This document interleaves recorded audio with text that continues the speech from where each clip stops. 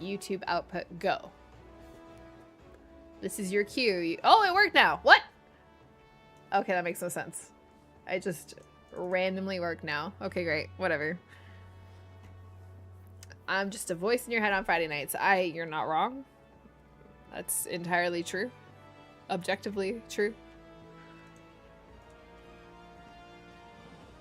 Don't waste your time in red. I'm already the voice inside your head. Okay.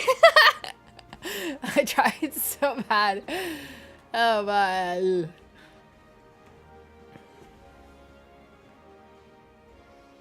You could be a manifestation. Honestly, you probably all are a manifestation if you think about it.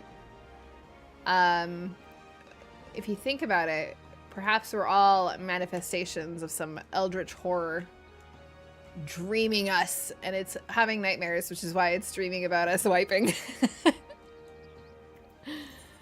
Okay, anyway.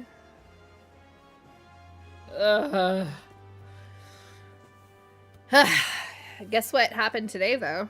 I got my dishwasher delivered. However, did you know that if you don't pay for installation, your dishwasher doesn't come, well, at least this one doesn't come with a power cord? And you have to hook up the power cord that you have to purchase separately, manually, into the junction box, which I knew how to, well, I was aware how to do because it's the opposite of what I did trying to fix my old dishwasher. You did know that because you've experienced it? Yeah. Well, I didn't know that. And so when I opened the little like how-to package, and it was like, here are the things that we've given you. And it was like 2 screws and the mounting brackets. And then it was like, here's the things that are not included. And the first thing said power cord. I literally thought it was joking. I was like, what? How do you purchase a brand new appliance and not be given a power cord? Like, huh? And then, so installation was what, like $200 or $150 or something stupid. And I remember thinking, well, that seems expensive and it seems like I can already do this. So blah, blah, blah. So we didn't buy the installation package or whatever. But why doesn't it come with a power cord? Like, sure, it can be disconnected because I'm installing it, no problem. But like for it to just not be included. They did take the old one away, yes. And if I had known that, and if I had known that like shit didn't come with it, I probably would have scavenged from that dishwasher, but I had no clue. And they didn't tell me, so that sucked. I had to take an impromptu trip to Home Depot, but it worked out. We don't have it fully set up yet because we're still trying to level it or whatever, and we ran out of time with babies and whatever. So I needed the power cord from the old dishwasher. So by the way, here. Hi everyone. Welcome to the visual guide on how to install your own dishwasher when you buy a new one. So you have to scavenge the power cable from your old one. And then you also have to, well, I wonder if the power cable on my old one is what was an issue. Because I replaced the heating element and it was still an issue. So maybe something was wrong with like my full power thing. Anyway, and then I needed a ring clamp thingy. I don't even know what it's called. Where you have like a tube, like a water tube fitting, and then you have the little like ring that goes around it and tightens it so that your thing is tight. That, whatever that's called. I needed that because again, my old one was carted off with the old dishwasher, never once thinking that I would need that. Luckily, my hot water line was already set up technically from the old dishwasher, because if that wasn't set up, then you need to buy like so many more parts that don't come with the dishwasher. So yeah, anyway, that was annoying. Lessons learned, I guess, though. Although I suppose just from that alone, I still don't think it's worth like $150 or whatever it was for the installation. But I can see why it costs that much now. Because if you have no, like if I had not been basically a PhD in plumbing from trying to dissect my previous dishwasher, I feel like if I didn't have that previous knowledge, it would seem like it was overwhelming. But it's not that bad.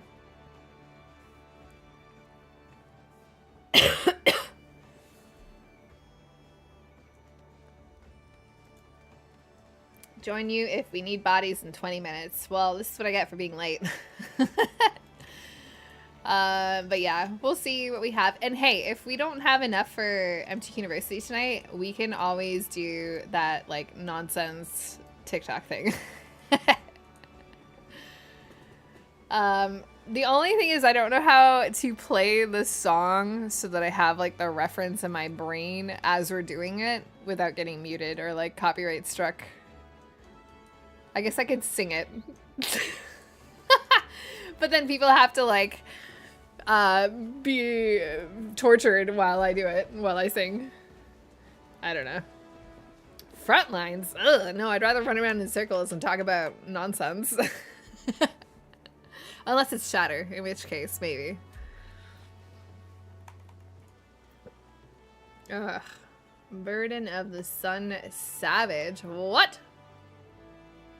How is Fru going? Freshish, not blind. Okay. I don't know if we're rating again this week. I forgot to check. Hold on.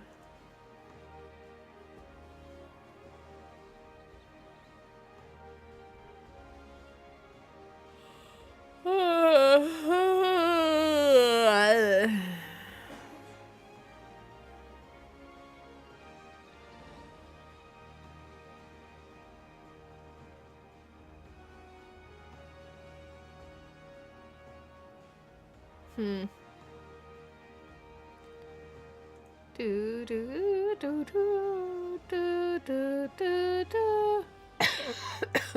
Anyway, has anyone played the new Path of Exile? And if so, what class should I play? Because let me explain something. I feel like in all the previous times I have played Path of Exile, while I have never really got fully attached to a specific job or class or whatever, to the point that I was like, oh my god, yes, I'm going to play this forever.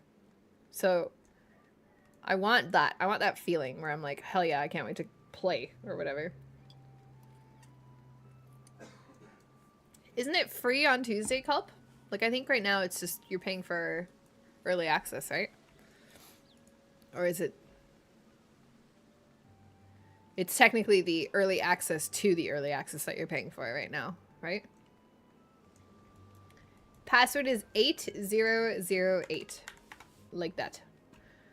I could be wrong. Again, Braddock only told me about the packages and whatever today, so I don't know. But I don't know. See, I want to play. I don't know. I want to play something overpowered, but also not annoying. Because I feel like a lot of the overpowered builds that I've played in the past, it took like forever to get to like the overpowered point. And then I'm like, eh. And I kind of want to play something maybe witchy, but also tanky. I don't know. Like, I think I want to cast spell. Well, I don't know if I want to cast spells. The problem is I always tend to go like tanky. Like barbarian or, you know, nonsense. But I don't know if I want to do that. I don't know. Just come play Marvel Rivals? What is that? Is that a card game?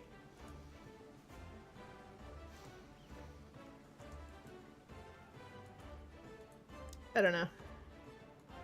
Overwatch with Marvel characters. Oh, I actually watched a whole ass video about that like a few weeks ago. And I remember thinking, oh, that looks neat. And then thinking to myself, who's going to play that? And it's going to be dead on arrival.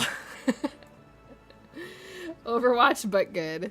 Well, I'm glad it's good. But, I mean, I feel like games like that will... Can they stand the test of time? That's the question.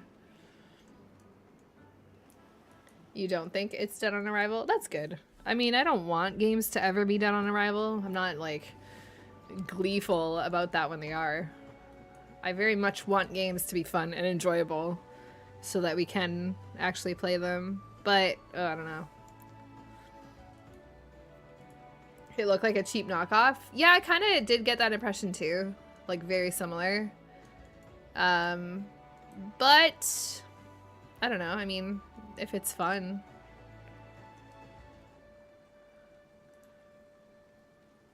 You feel like it's missing something? Perhaps a robust and fanatical player base?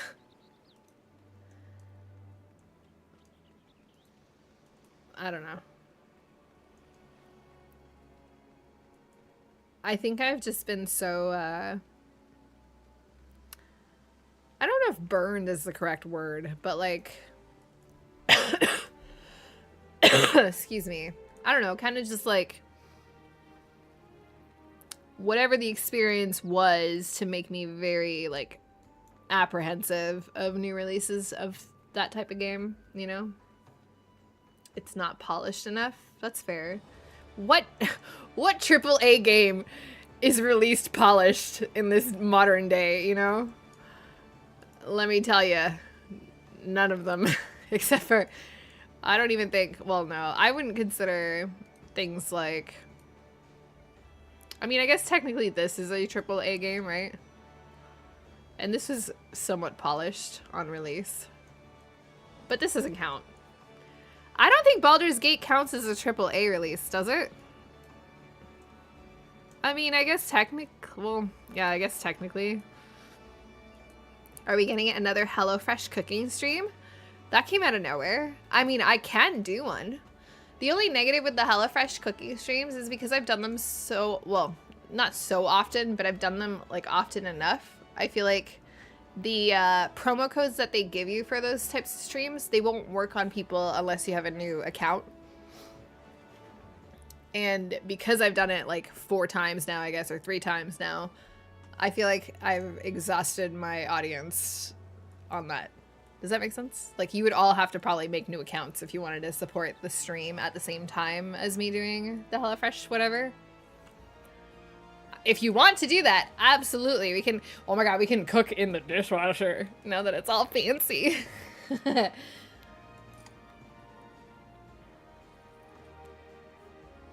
Are we counting a 1.0? No, I'm just like specifically saying like Dawn Trail or Shadowbringers. I don't know. Final Fantasy 16. Oh, we saw a couple bugs, but they weren't like debilitating by any means. So yeah, 16 was pretty polished, I would say. If you want to join, we are on Primal Data Center. You just have to hop over to Primal if you're not already there. I'm in Party Finder under private. Password is 8008. You'll be able to find me under Mistech Aran over here. There I am. Looks like we're looking for some Dippus.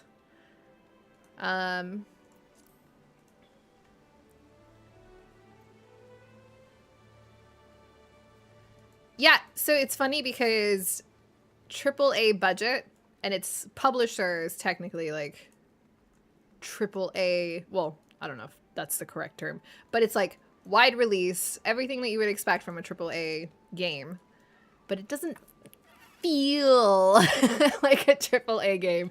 And how do you think that that is the feeling because it was released so polished and so well made and like everyone loved it, and like no one expects that from a AAA title anymore, especially like in modern times? Maybe that's why it doesn't feel like a AAA release, even though technically I guess it is. And how sad is that? What is on the agenda? We're gonna probably see if we can get an EX3 clear. So far, I think we have people that have been in previous groups. I think Ellen was with us, but I could be wrong. Either way, even if we have new people, I'm pretty sure we can, you know, get to the end. Hello, Elk. How are you enjoying Wind and Truth? Is it everything you imagined? Dude, I saw a video on my TikTok of Brandon Sanderson coming out. I'm assuming this is like his book launch party, but he has like a stadium full of like people, and he's just walking out on a stage, and I'm like, holy shit, that man living the dream. Although maybe not for me. I don't think I would want that much attention, but I was very happy for him in that moment watching his video. You're 11.7% in. Oh, so you're already like 500 pages in. That's a lot, Elk. Get it? The joke being that the book is like this fucking big.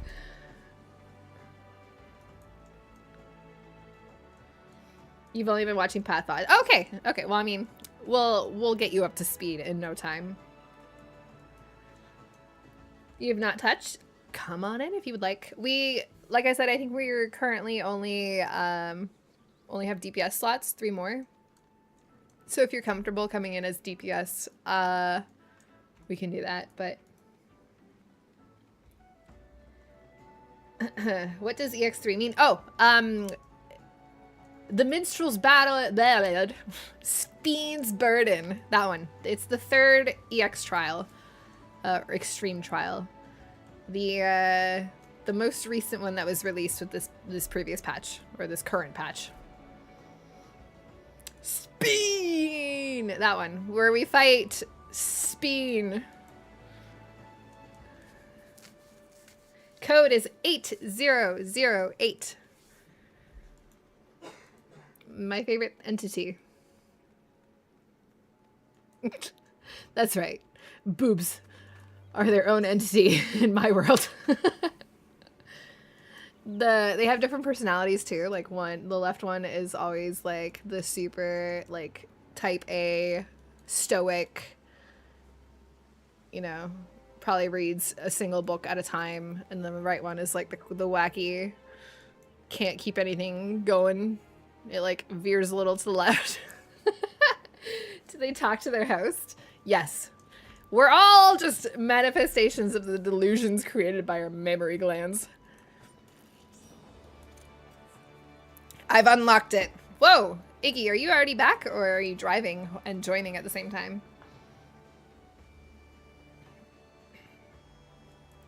People are far less tight-lipped about EX3 for Dawntrail than they were for Endwalker. What do you mean by tight-lipped? Like, spoiler-wise, you think? Or what? What do you mean? We used to have votes between 8008 and 80555. Boss and Boob. Yep.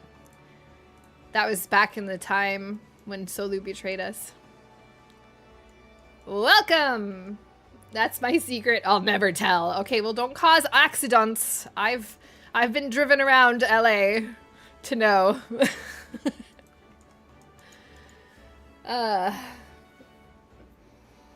Your microwave caught fire? Okay. Okay. First off, A, once upon a time, I had no idea that was possible. And B, I actually also caught, well, the inside of my microwave technically was on fire, but not the microwave itself. And it was because I tried, you know, those like Velveeta cups and shells and cheese cups, those things? I put one in the microwave and forgot to add water. I don't know how I forgot this. And so I nuked a cup of shells and cheese that had no water. And I don't know if you are aware what happens when you do that, but the whole thing basically burns. And it also made it so that I had to basically get rid of that microwave because it was so burnt on the inside that I couldn't, like, no matter how much I cleaned, I could never get rid of like the melted plastic cup / Velveeta cheese cup, whatever, pasta remnants. It was awful. You see, I went live after all. Yes, everyone knew I was gonna go live late, except you, Solu. Get with the program. Hey, don't worry, I'm coughing too, but I'm much better. I feel much better than even last week, honestly. All right, I'm gonna post Discord into thing. You can join whenever you're ready. EX3 is Speen. Avoiding the boss names. Gotcha, gotcha. I think, honestly, because this game in its release schedule is so structured and so predictable, everyone kind of knows what EX3 is going to be every expansion. I think beyond EX3, that's where it is probably a little bit more spoilery, because that is when, you know, we start to get things that haven't been seen before. But EX3 is always going to be the end boss extreme version of whatever the end of the MSQ was, you know? So everyone kind of, I feel like, knows that, and I think that's probably why they're not as whatever. We'll see with EX4 if people call it EX4 versus the actual boss. They didn't want to spoil the ending. Yeah. It's funny because I feel like Dawn Trail, you don't even... Okay, so... Endwalker kind of makes sense to me because you almost immediately learn who the character is that, you know, the boss will eventually be. Like, you meet them fairly early, right? And I feel like we didn't meet Speen until, like, what, 96? Or maybe I was 96 because I was so overleveled. But, like, over halfway through the MSQ, you don't meet Speen, right? So maybe that's why. I don't know. Maybe not. Your entire house is filled with smoke. Oh, no! Well, I'm hoping it didn't do more damage than just the microwave, because that sounds terrifying. I'm sorry that happened. Yeah, microwaves are bleh. Alright. Good morning. 1, 2, 3, 4, 5, 6. Hi. Hi. On your phone, probably.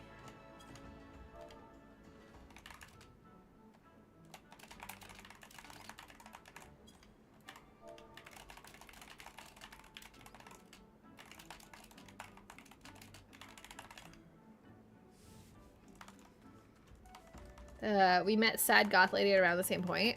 I don't know. I don't know. I think, I want to say it was all once we got into the Elpis area, right? And that was kind of, it was past Anima, which was technically 93, right? So it feels like the middle point, but also much earlier, I think, than we met Sphene, but I don't know. That's just my vibes.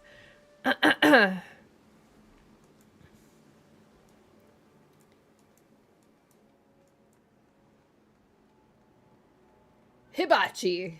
Unfortunately, we're not doing that today.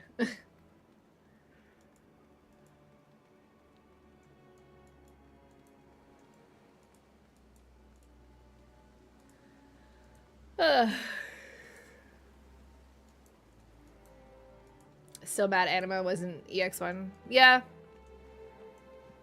It is kind of strange that it's just been relegated to like a 5-man that no one remembers, you know? It was a cool fight, but it definitely could have been an awesome EX, I think. Zodiac is cool and all, but Anima would have been cool too.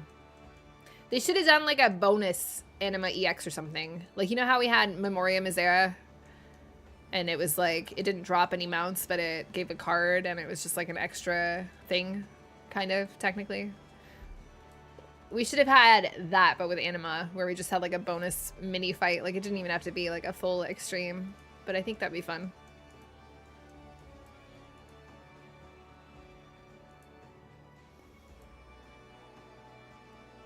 Nabrialis Extreme Unreal. Ugh. Ugh. I hate that fight.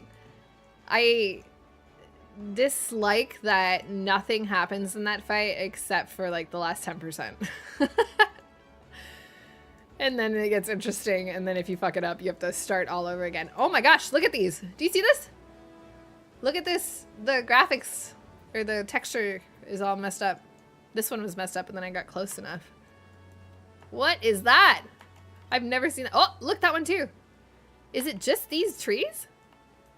Yeah, I have trees way further back there that are fine. It's like these. Oh my god, look. Look! Why are these trees fucked up for me? If I go far enough away, they all do that. What is happening? Is that normal? Is that new? I don't know if it's... I feel... It could just be me. I don't know. But look. I'm, like, far enough away. None of the other trees do it. So I feel like if it was, like, a me thing, it would be... Like, all the trees' textures would be messed up, right? At a distance? But... and they're very specific, the same tree. They look like crap. They look like, literally, like Final Fantasy 11 trees. That's so funny. I wonder if I can see more. I don't think my draw distance is far enough. It's ridiculous! And I'm not even that far for it to, like, be that messed up. Look, this is the distance. Because then if I creep in, it goes to normal. That's funny. Okay. Strange. I need a new PC. No! Look at this. How will I enjoy such wild... But that's not me. This is not a me problem. This is like something is wrong with my textures. Whee! And then they just go back to normal. I like it. It's like the Squapes, but special. There's not a single other tree that does a weird texture like that. Or any of the other items. Not even Azim's PC does that? What?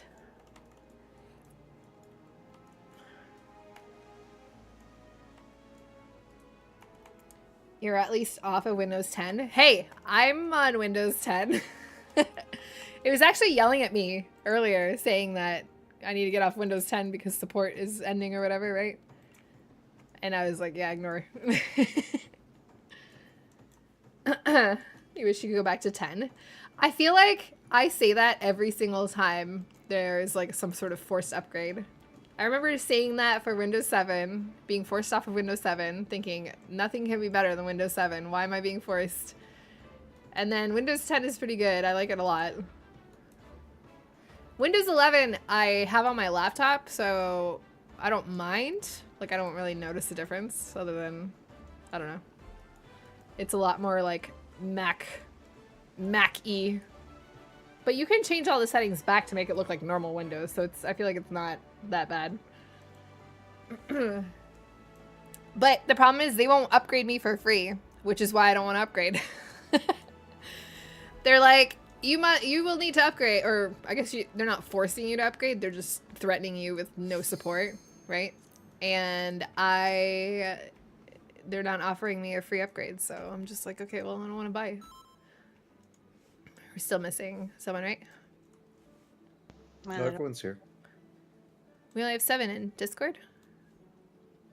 Oh, it can't count.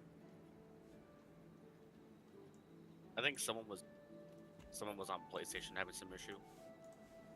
That was me. I figured it out. Hi there. Welcome. Hi. So who are you missing? We got Culp. 1, 2, 3, 4, 5, 6, 7. Oh, Iggy. Iggy's probably driving.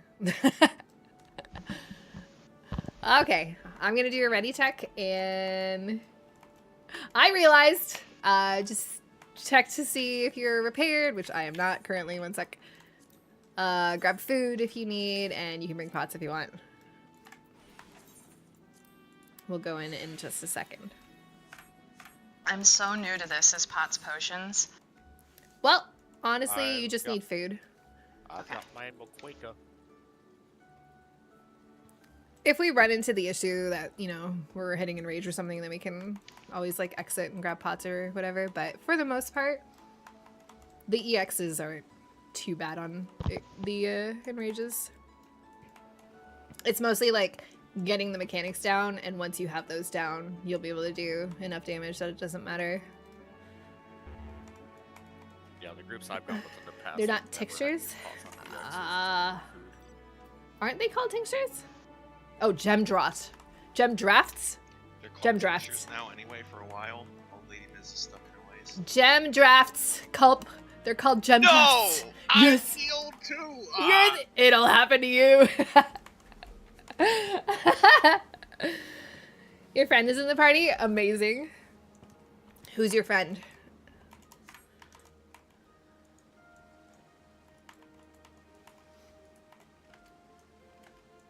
Okay, now I'm ready. Awesome. Okay, let's put us in, and then I'll start the explanation. Whoops, that's savage, not...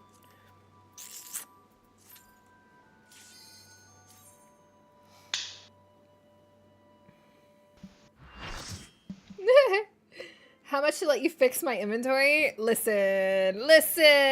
I have until 3 weeks before next expansion to fix my inventory, so don't worry about it. Don't worry about it.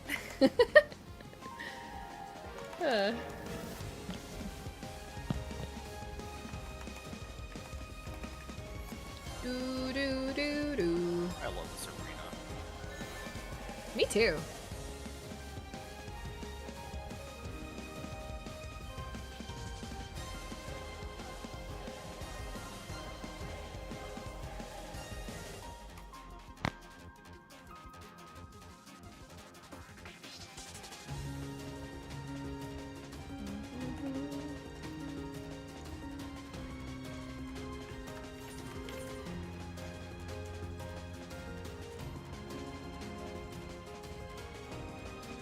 Hello, Heals My Nature. Nice to meet you too. Welcome. Okay, I'm gonna put down these 1 and 2 way markers.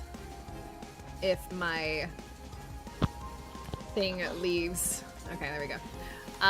So if you can split into 2 groups, we just need a tank, healer, and 2 DPS on either side. We do have 2 melee, 2 range. That's awesome. Okay. So just remember who your healer is, either the 1 or the 2. There's going to be a few kind of like group stack or light party mechanics throughout the fight. So anytime those happen, just run to your healer, stack with them or whatever. By default, group 1 will always be kind of more towards the leftmost area, and group 2 will kind of be towards the rightmost area, depending on what the mechanic is. And again, you can just follow the 1 or the 2. So let me try to remember what I had here. Let me just look at these. Ignored this. Okay, we can do that later. We can do that later. We can do that later. Okay, not helpful. This is what the waymarkers will look like throughout the fight. And we have other mechanics that we will have to kind of deal with. But before I explain any of that, so I don't overwhelm people, let's just talk about the beginning of the fight. We do have some new people here, so I will explain kind of... The way I like to do this is to kind of just explain tiny chunks, and then we'll pull and experience it, and then once we get to a new part where we wipe or whatever, then we can stop and like discuss it and talk about it. If at any time you need to ask a question or whatever, just, you know, interrupt me, stop me. I'll ask for questions randomly, but if there's something that doesn't make sense, just please reach out. But first off, very first thing is we're gonna have a bunch of light party stacking, soaking mechanic thingies, and for that, literally just follow group 1 or group 2 based on your assignment here. She's gonna do like the suck zone like she does in normal mode, where the platform kind of gets sucked in towards her, and we're basically going to divide to the left or the right side of the available safe spots to avoid getting sucked into her. All while stacking with your number 1 or your number 2 so that you can share the blast damage that comes at us. We're gonna then do a big AoE that will transition the platform into like the X pattern that's you see from normal mode. And for that specifically, it happens very quickly, so we'll see it right away. But for that, you're gonna again break off with your group, and all of this stuff that happens I will be calling out during the fight, so don't worry if you get lost in the explanation here. But the only thing you need to know for that phase is DPS and supports will all get tethered together by a set of chains, and we're all gonna basically wait in the middle until those chains form, and then we have to run away from each other to break the chains. So DPS, you guys will always run towards the boss, towards the north part of the platform, and supports will all run to the south, the other way. And the platform that we're running on is kind of on a diagonal, so you'll see when we get there. It's kind of, you just follow the platform towards the north or towards the south. And then the big thing about that phase is every single person will have a knockback effect on their body. Their actual character will have like a green sort of orb around them. or like slightly offset from them, and that orb has an arrow, and that arrow, the direction that it's pointing in, is showing you which way you will be knocked back. This is all personal, so you can't like kind of, I can't call it out for the whole group. You have to look at it for yourself. But that arrow, you basically just run opposite in the direction of that arrow because there's no way to like negate the knockback. And so you're just gonna run either to the far right side of the platform or the far left side of the platform, whatever opposite of where your arrow is pointing you. And again, I'll call that out, and that's how you handle the knockback. If you get thrown off, no big deal. But it's a very quick sort of like mechanic combo. And right before that, we are dodging the boss's attacks. She does like a half room cleave. And for that, I'm going to call out the safe spot to stand in first, and it's always a double cleave. So if we start on the right side, as soon as it blasts, you're going to have to quickly step over to the left side, wait for that blast, and then immediately after that is the knockback. Yes, so the knockback will always be static from where the arrow is. Like, turning your character around does not change where that knockback is coming from. It's kind of like an external knockback. I don't know. You'll see it once we get there. But basically, you just have to identify it on your body, whether it's from the left or from the right, and then just run to the opposite corner. And it is a pretty far knockback. Like the length of the platform is almost the length of the the length of the knockback. I said that backwards, but if you basically need to be as close to the edge as possible so you don't get knocked off. Yeah, that's what I'm trying to say. Whatever. All right, our two tanks know the tank busters, and yeah. Okay, that is all I will explain. It's not a lot of mechanics, so we'll probably just, see through most of that, and then we'll probably quickly wipe for the next set of mechanics. But I don't want to overwhelm anyone, so we'll just start with that. Does anyone have questions so far? I know that it's like really hard to kind of picture it as I'm just talking at you, a voice from the void, but if you can think of anything, just let me know. And if it's a lot better to just pull, we can absolutely do that, and then see what trips us up, and we'll go from there. These knockbacks that you mentioned, can they be Yep. arms like? They cannot. So this one in particular, you do have to ride it, and it will not work. There's a later knockback later in the fight you can use an immunity for, but for this one, you cannot. So it happens super quickly after the half room cleaves that you have to position for the knockback, and that's just like the mechanic of or it's like the hard part of that phase, the mini phase. Okay, I will do a ready check here, and if there are no questions, we can go ahead and start. I'm talking quantum physics. It sounds scary and it sounds overwhelming, but I promise, like, once you're in it, it makes sense,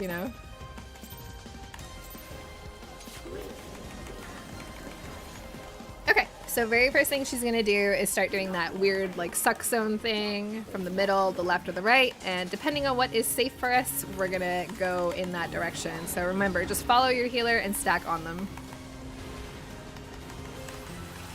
All right, here we go. Group 1 middle, and Group 2 will run to the edge. Just stack on your healer. Okay, Group 1 to the west side. Group 2 can stay put. Remember to stack with your healer the whole time. And now Group 1 can stay put, and Group 2 in the middle. Never mind, we're wiping. Bye, Azim! Oh, no, never mind, you're not a healer. Haha, bye me. Okay.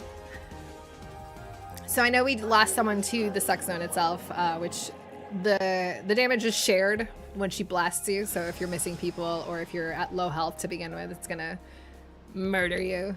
So I think that's what happened there. I don't think there's... Just gotta remember to follow your healer.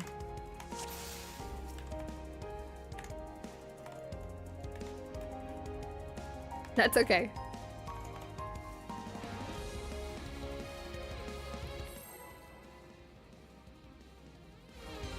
That does indeed suck, Terulia, yes. Major suck zone. Oh, you know what else sucks? When I don't summon my fairy, because I don't know how to play Scholar. Alright, so same thing. The suck zone pattern is different every time, so you kind of just have to like look for it. But I will call out where each group is running to, in case you do get lost in the sauce. Alright, here it comes. Good luck in the championship game. Group 1 to the far west edge. Group 2 can stay in the middle there. Okay, stack on your healers. Okay, Group 1 is moving to the middle. Group 2 to the other side there.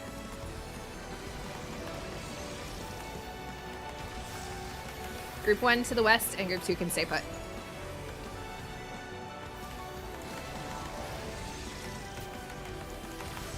Okay, we can all meet in the middle here. We're going to have another AoE blast, and that's going to change the platform to the mini phase.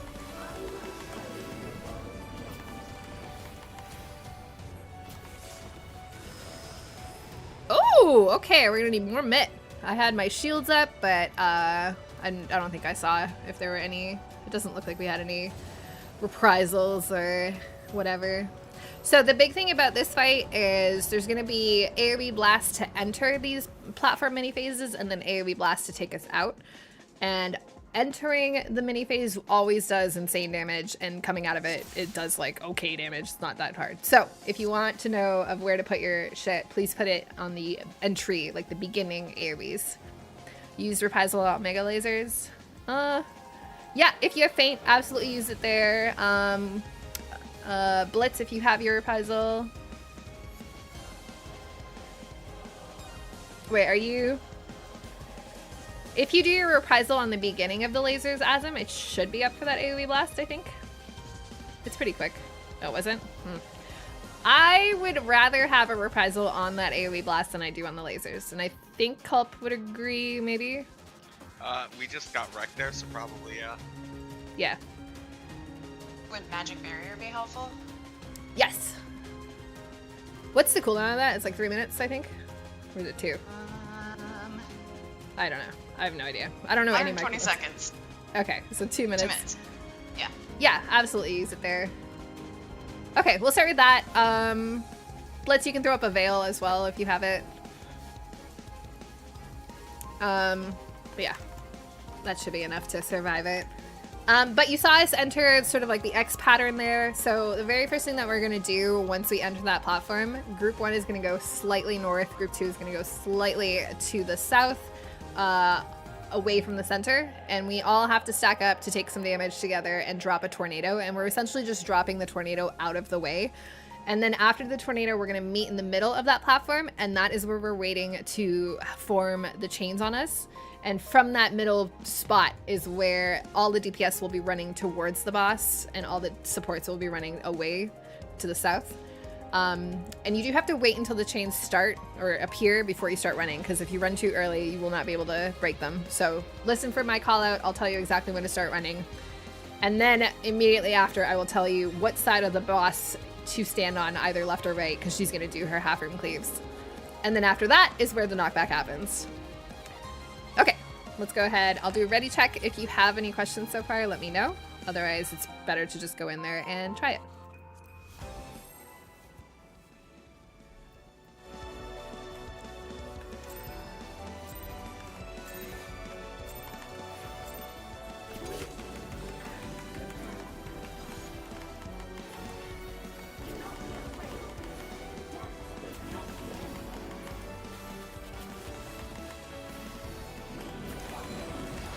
All right, here comes the suck zone.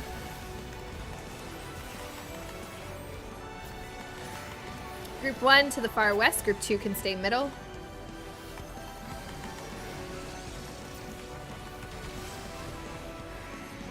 Group 1 to the middle, Group 2 to the far east.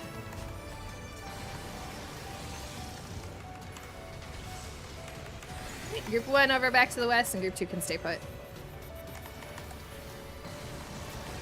We got the same pattern there, but it can change, I promise. Blitz, you abandoned us. All right, big AoE blast here. Remember to use your mitt. It is spicy.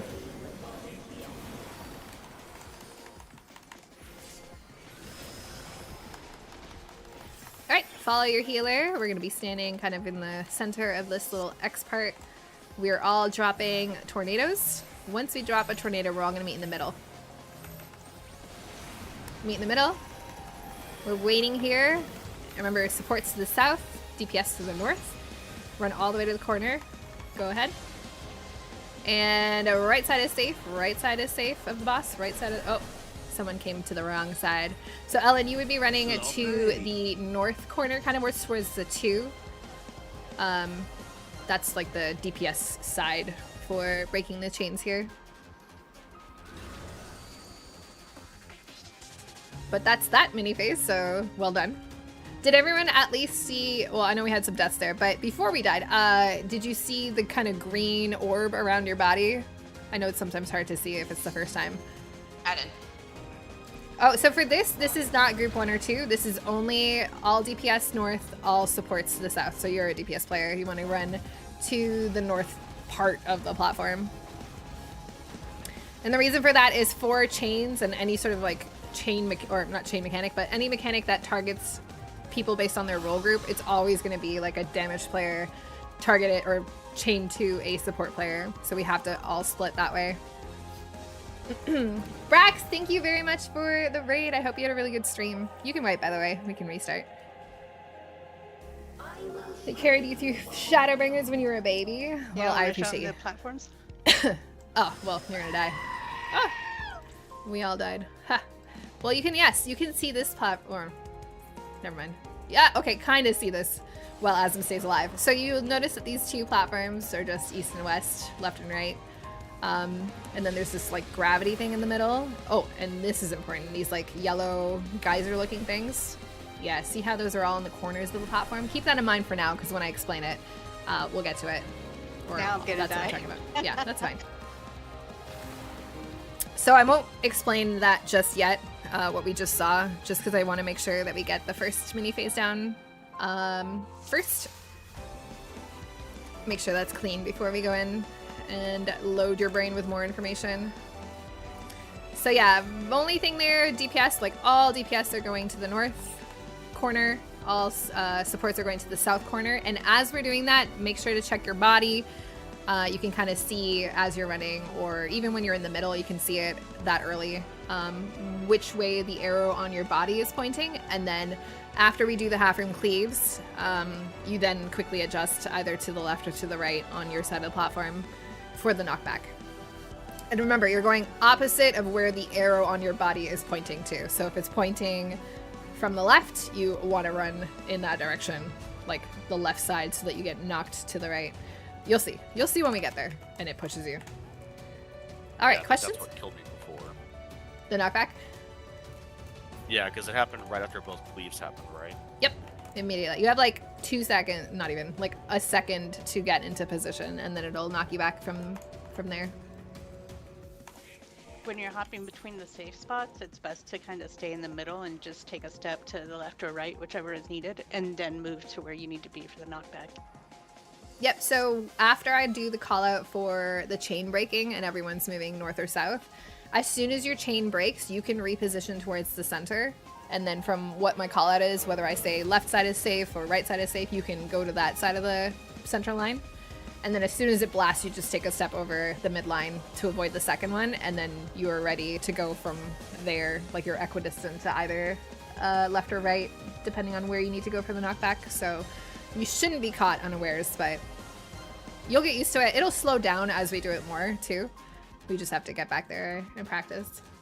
Right now it's like, it feels like it's fast, which it is. It is a fast like set of mechanics, but as you do it more, it'll slow down.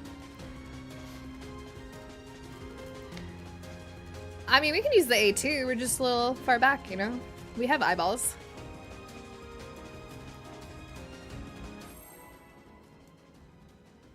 You saw the AI Coca-Cola holiday ad? Ugh. I don't even want to know. Oh my god, do I not have a Celine? Oh, I do.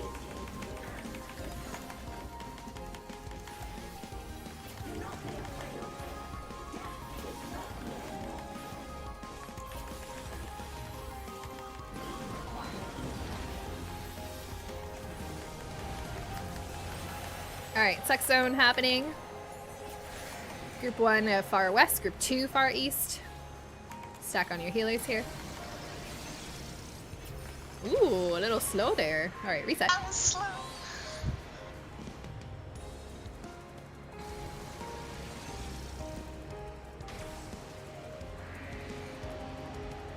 She does not play around with her suck. Neither do I. Hey yo! Oh, by the way, for anyone that has not joined us on this fight in particular, there are a lot of dick and cock jokes, so I apologize in advance because I wouldn't She have doesn't that. mean that. there's a whole mechanic that they made that is all cock and balls, literally. Oh, so. mechanic? I noticed that one waymark pattern you put down. Just Oh yeah. Okay. We're not there yet, but Not we are there you soon. anymore, Iggy. I'm just saying, sometimes Well, like if we have brand new people, they might get scared, but trust, it's just I was the throwing fight. a conclave at you. What if I like it? Well. Want another? There's a whole mechanic. Mummy. She's got the suck stone. Okay, I'm we're, done. we're Continue. drawing cock and balls, literally. Yes. That's why I love this fight so much. It's just so much fun to call out. How many different ways can I say cock and balls in one fight?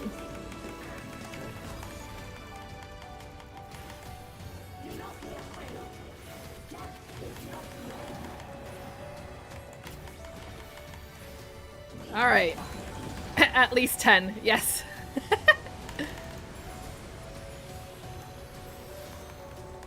All right, here we go. Group 1 west, group 2 east. Go, go, go, go, go.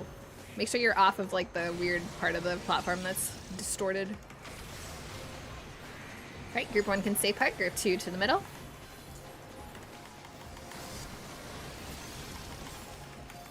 Now group 1 middle and group 2 back over to the west.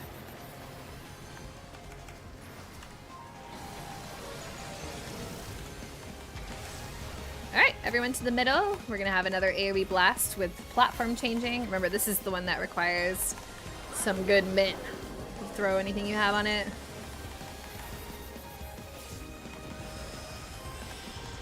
Beautiful. Alright, follow your healer for the tornado. We're just sharing the damage to place this tornado out of the way. Once it's down, we're all meeting in the middle. And we're waiting on those chains to form. Alright, this is where DPS goes to the north, supports will go to the south. Waiting, waiting, waiting. You can run. Go, go, go, go, go. Right side will be safe. Right side is safe, so you can run to the right side of the platform. Wait for the cleave. Go over to the left, and then adjust for your knockback. Adjust for your knockback now. Alright. Another AoE blast. This one's not too bad. Going into the next thing. I can res. Alright, we're gonna have tank busters here. And everyone else, if we can get you to kind of fan out around on the hitbox of the boss itself. Just fan out so that you have space between you and other people. You're gonna get targeted by a line, and when that line targets you, don't move. You wanna stay still. And wherever you place that line will eventually be hit again. So once it hits you, try to move in between where the lines have formed to the safe spots so you don't get hit again. Alright, find yourself a safe spot. And hopefully no one is in one. Beautiful. Oh, almost. Okay, we can work on that. We didn't talk about it, so don't worry about it. About wiping. Alright, another big AoE blast here. And then another big AoE blast that will change us into the platform. Thanks for the res. No problem. Alright, so everyone is going to run forward into that gravity well to float, and then we're going to meet in the middle. This is where group 1 and 2 will split up again. We didn't talk about this, so don't worry, we're going to wipe. But okay, we're dodging to the left first. She's going to blast, and then we're dodging to the right after. Group 1 is going to go to the left platform and drop down through the gravity well, and group 2 is going to drop on the right side, and then everyone kind of pick a thing. Alright. So, you saw the timing on that very fast before those things explode. So we need to be a little bit more coordinated. But now that we've seen it, we can explain it. So, but before I do that, does anyone have questions about phase 1? Any trouble with identifying your knockback? Because I know we had one death there, but as long as you know, like, what you did wrong, that's fine. Just need to be faster. Yeah, it does take a little bit of getting used to. But if you have the...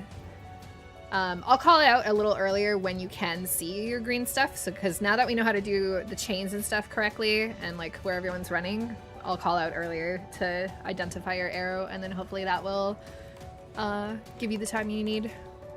But while we're doing the half rune cleaves, that's a great time to look at your arrow because they're usually you have more space to kind of see your character there. And you do have a little bit of time to, because both cleaves have to go off before the knockback goes off, so you can start with that.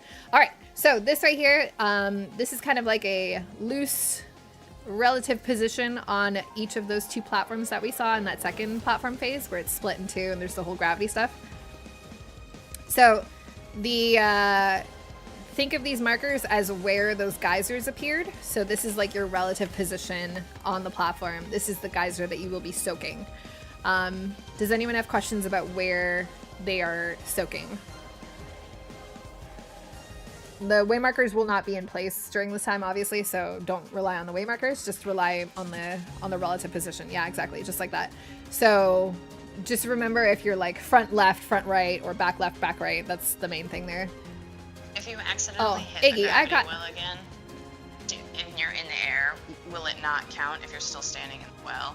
Correct. So to soak those big geyser things, you have to be on the platform, and you do have to run into the gravity well first to get sucked back onto the platform, and then be able to run into your thing. So we will experience quite a lot of deaths to this gravity well mechanic, because sometimes, depending on your ping and stuff, it won't, like, it'll seem like it's not registering you inside the well before the animation happens, and so your brain will be tricked into running into it again, but then it does register you, so it'll pull you down, but because you're in it again, it'll pull you back up and you'll just die or whatever. Not a big deal. It's gonna happen. I expect it to happen probably to at least every single person here, including the people that have done this fight before, because sometimes it's just finicky. But as we practice, you'll get to like internalize how the timing works for it, and you kind of learn to just trust it, even though it looks wacky. So when we first spawn on that platform, first off, it's going to spawn you in a random position to the left or the right. Ignore that. That doesn't matter at all. It's just going to scatter us between the 2. So we're going to run forward, step into the thing, get blown up, floating, and then we're all going to meet in the middle. And then from that position, group 1 will always go to the left platform. Group 2 will always go to the right platform. And we start off with those half-room cleaves that you saw there, and sometimes, like, depending on what group you are and what cleave she's doing first, one group will be able to run directly into their platform, get sucked down, and immediately plug their holes, versus the other group will have to dodge both of the sets before it's safe for them to go to their platform. So the second group, the one, yeah, I said it. I said plug your hole. The second group that has to dodge twice, I'm going to give everyone experience, so you'll have a little bit of like a sprint there, but if you need to use your own sprint, you can if you want to. But essentially, as soon as, it's kind of the same timing as like the first mini phase platform, where immediately after the cleave is when you have to immediately move to get sucked down in the gravity well to then plug your hole on your platform. So you'll get used to it. It's a very fast, like bam, bam, bam mechanic, but once you get there, like once we practice it a bunch, you'll get used to it and how the timing works. And if you get lucky with like the cleaves, if you can go early, whatever.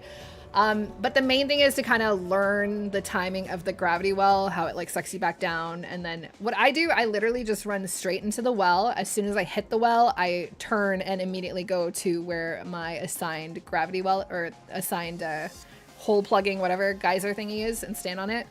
And I just trust that it will do it. Sometimes it doesn't, but yeah, you kind of just have to like let it take you for a ride. Okay, so that's that mechanic. And then if we can survive like one of them exploding, that's fine. And if that happens, no big deal. But more than one will I'm kill us. so sorry. That's okay, don't worry. My controller was on hold. And then there is a mechanic combo before the cock and balls. So we won't talk about the cock and balls just yet, but if we manage to get past the geyser clocking or whatever plugging mechanic, each group on either side, 2 people will have either a tether or a big circle over their head, and 2 people will have nothing. So the way I do the call out for that is if you have something on you, like whether it be a tether or a marker, like a circle marker on you, if you have something, I'm going to call for you to go up, and you just run into the gravity well and float and get off the platform. If you have nothing, you stay down on the platform. The tethers are going to be taken So if you remember, this is what our waymarkers look like in the fight, but the tethers will be taken to kind of towards the 1 and the 2. So all the way to the front of the room, or whatever, the floating area of the room. And you're going to try to drag your tether as directly east-west as possible without going into the wall yourself and killing yourself. So it's just going to target you with a huge triangle cone attack. And so you're basically trying to angle it away from the rest of the platform so you don't clip anyone. So if you have a big line on you, you just run either to the left or the right up against that north edge. If you have a big circle on you, you're going to float up and just run away, get off the platform. Just make sure you're not intersecting anyone with that circle, like overlapping your circle on anyone. You can go behind the platforms, you can go to the sides, like towards Delta Bravo, you can go in between the 2 platforms. Does not matter where you go as long as you get away from other people. And then the 2 people that have nothing on each platform, you guys will be plugging the 2 geysers. There's going to be one on the north side of the platform, one on the south side. And for this, I kind of just eyeball strat it with like a loose priority where like melee or tanks, if you guys can take like the front one with like the supports and the range can take the back one. And if there's 2 of the same rules or whatever, just like eyeball it. If you see someone that's already like closer to the front one, just run to the back one, or vice versa, that type of deal.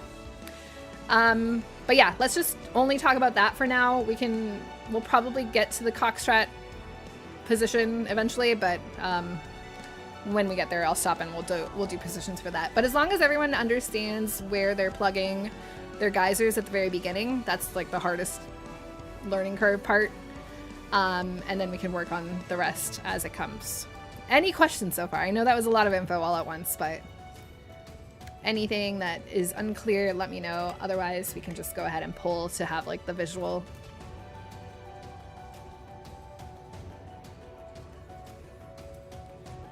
Okay, let's do it.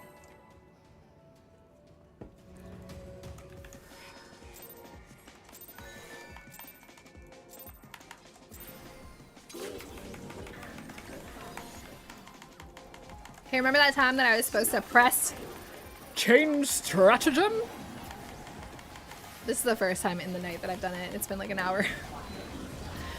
All right, suck zone incoming. Group 1 to the far west, group 2 to the far east.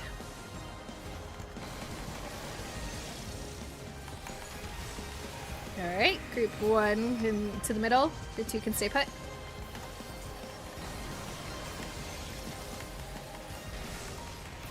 Group 1 to the west and group 2 middle.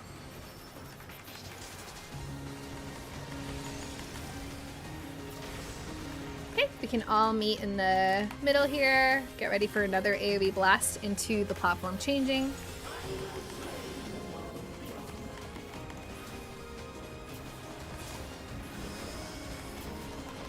Nice work. Follow your healers to drop a tornado.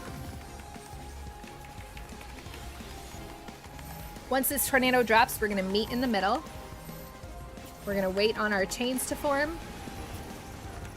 DPS will be running to the north, supports to the south. We can run now. Run, run, run, run, run. Right side will be safe. Right side will be safe. This is where you should look at your character, see where the arrow is. Dodge again. And then adjust for your knockback. Adjust now. Adjust now.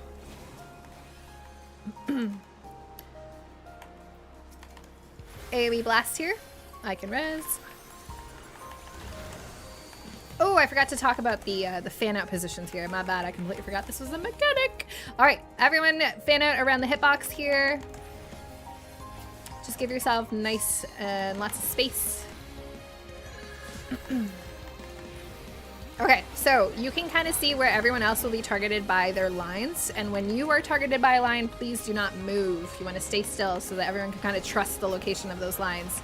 But once you get hit, you can find your, like, move into the safe spot. Everyone can move into the safe spot now. And hopefully you're out of the way, out of the blast zone. Beautiful. All right, meet in the middle. We're going to do an AoE blast. This one's like a baby, so you don't have to pop too much stuff. And then the next AoE blast is going to be the big one. This is for the platform transition. Alright, so it's going to dump us on a random platform. So you're just going to run forward, enter the gravity well, float up, and meet in the middle. We're gonna do the half room cleaves first, and then group 1 will go to the left, group 2 will go to the right, and you're gonna plug your holes based off of the assignments that we had. All right, right side is safe first. That means group 2, you're gonna have to dodge fully. Group 1 can go immediately to plug your hole.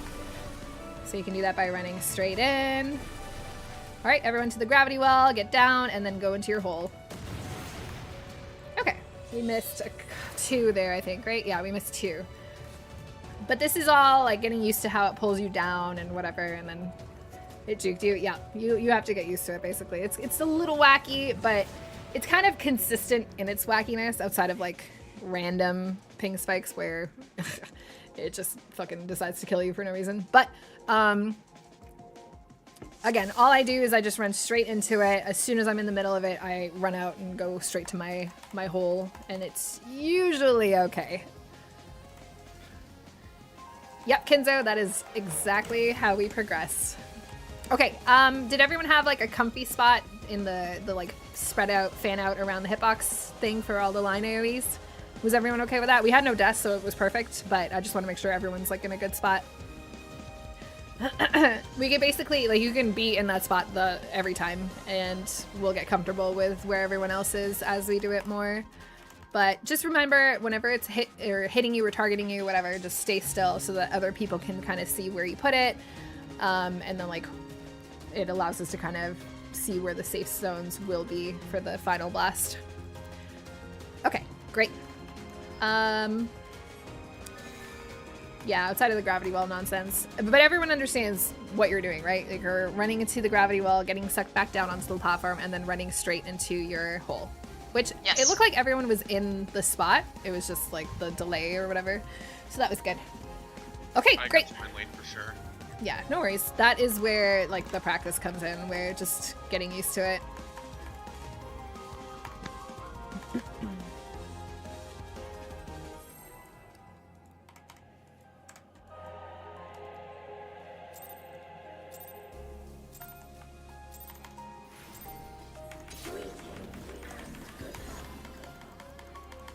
Greetings and goodbye.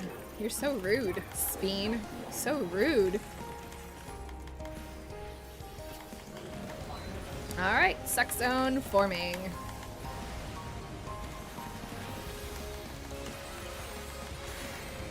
Group 1 middle, group 2 to the east edge.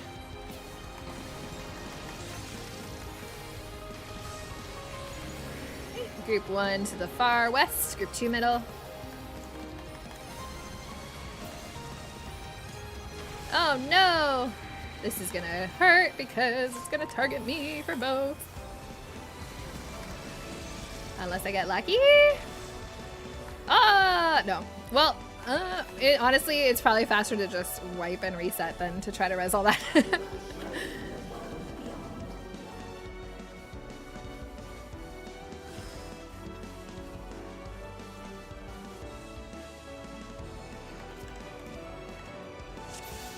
The only thing the cover will do there, Blitz, is to completely accelerate your own death. Which, I guess if we're wiping, is useful.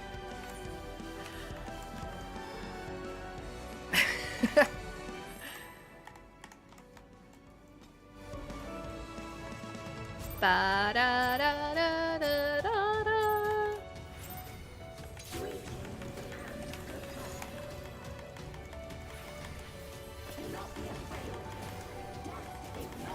I forgot to press the button! I'm so sorry!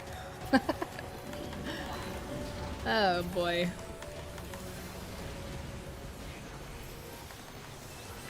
Alrighty, here we go. Group 1, middle. Group 2 to the east. We're getting a redemption arc. Oh, never mind. Did you just run off the platform? Or did you get sucked again? No, I did see not it. run off the platform. I gap closed off the platform. Oh no! That's unfortunate. You saw the flight off. Yeah, I didn't see it at all. All I saw was the loss of Culp and then the double blast on us. Yeah. I feel like on my white mage, I don't even have that on my bar. I don't trust myself. Or it's like on my bar, but no keybind. My ethereal shift is well.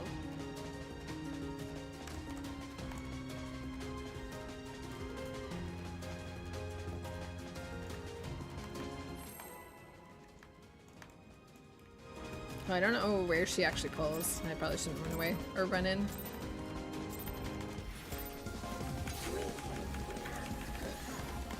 Greetings and goodbye.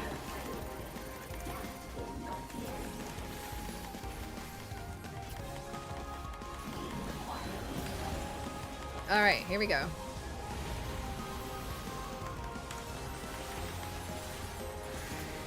All right, group 1 to the middle, group 2 to the edge. This is definitely the redemption arc. Group 1 to the far west, group 2 can go middle. Group 1 can stay put, and group 2 can go to the far east.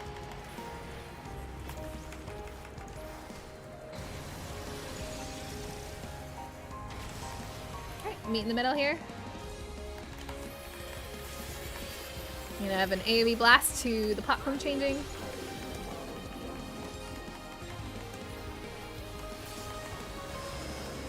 Alright, come stand with your healer so we can drop the tornadoes. Once the tornadoes are dropped, we're gonna meet in the middle.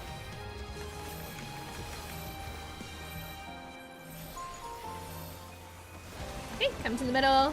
We're waiting for the chains to form. DPS will go to the north, supports to the south. Go, go, go. Left side is safe, left side is safe. Left, left, left, left, left, left. You can also identify your arrow. Dodge. And then adjust for your knockback after the second dodge.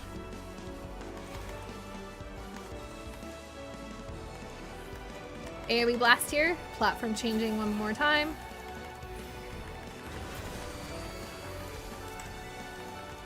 Tank Buster's next, and everyone else can kind of fan out.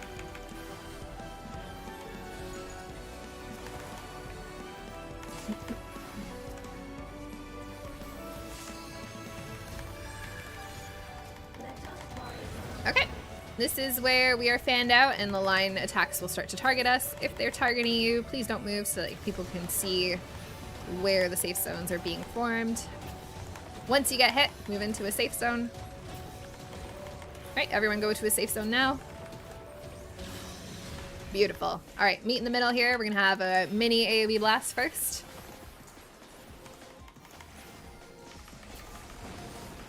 Okay, and now a bigger one for the platform to change.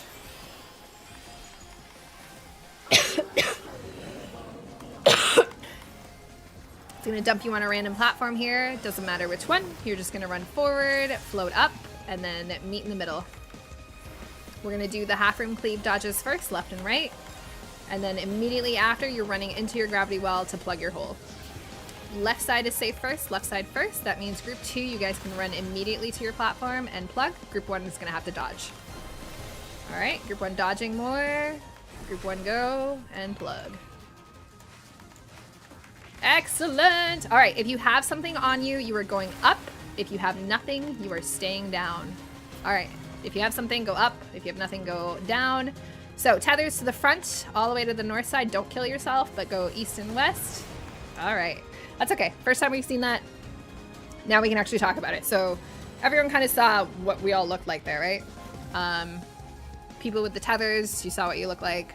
Big circles, you saw what that looked like. And then if you have nothing, obviously, hopefully, well, I don't know if you saw what that looked like because it looks like nothing, but. All right, the plugs were perfect. Very well done. You are very good at plugging holes. I appreciate it. Next, so immediately after is where, again, 2 people on each platform will be tethered by something and 2 people will be tethered by nothing. So if you have a tether, you are gonna run to your gravity well, float up, and then run straight to the boss. And then from there you can go kind of east-west. Again, if you're on the left side, you can pull it towards the number 1. If you're on the right side, you can pull it towards the number 2. You don't have to, I mean, you can go to those waymarkers if you want to, if that's comfy for you, that's fine. But as long as you're just pointing that tether directly east or west, or as close to east and west as you can, that is the point or the goal for the tether people. And then the circle people, you are also floating up just to be able to get off the platform, and you are just going away from others. Do not run to the front, because obviously that is where the tethers will be exploding, but you can go Delta, Bravo, you can go behind the platforms, you can go between the platforms. As long as you're not overlapping anyone else or any of the plugs, the holes, whatever, with your circle, you can go wherever you want.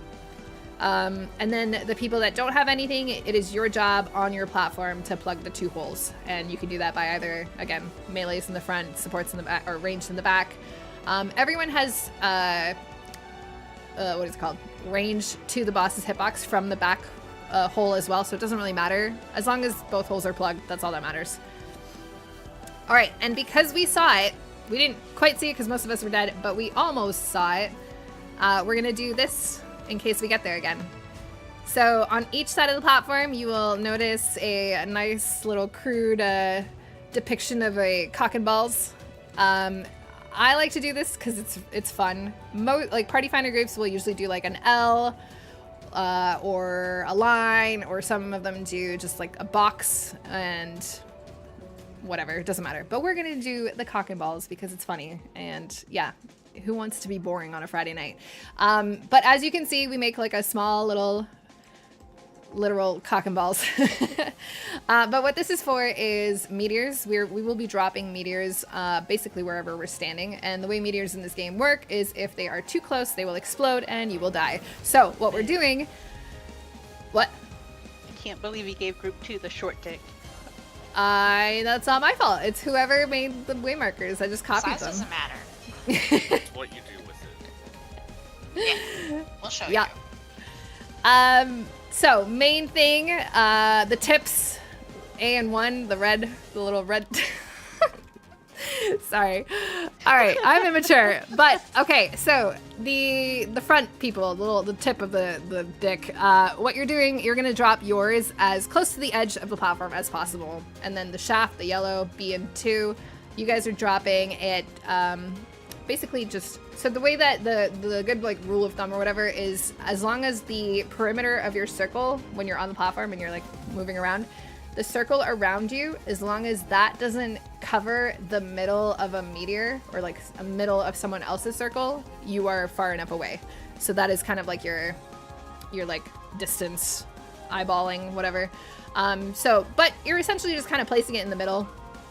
Don't worry about like plopping it onto the well, that doesn't matter. But you can kind of like offset it from the well if it bothers you or if it's scary, that's fine too.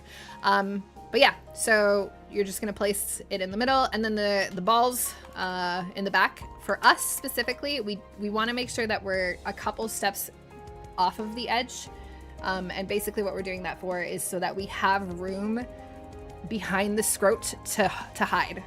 Because if there's not enough room on the platform, we're just gonna die. So we're basically placing down all of these meteors to be able to hide behind them to avoid the next attack. So this is the rough general pattern that we're going for, and as long as the tips place their meteors right at the tip of the platform, and the two balls on either platform take a few steps forward off of the south part of the platform, just so that there's room for us to hide behind. That's all we need, and obviously don't be too close everywhere else.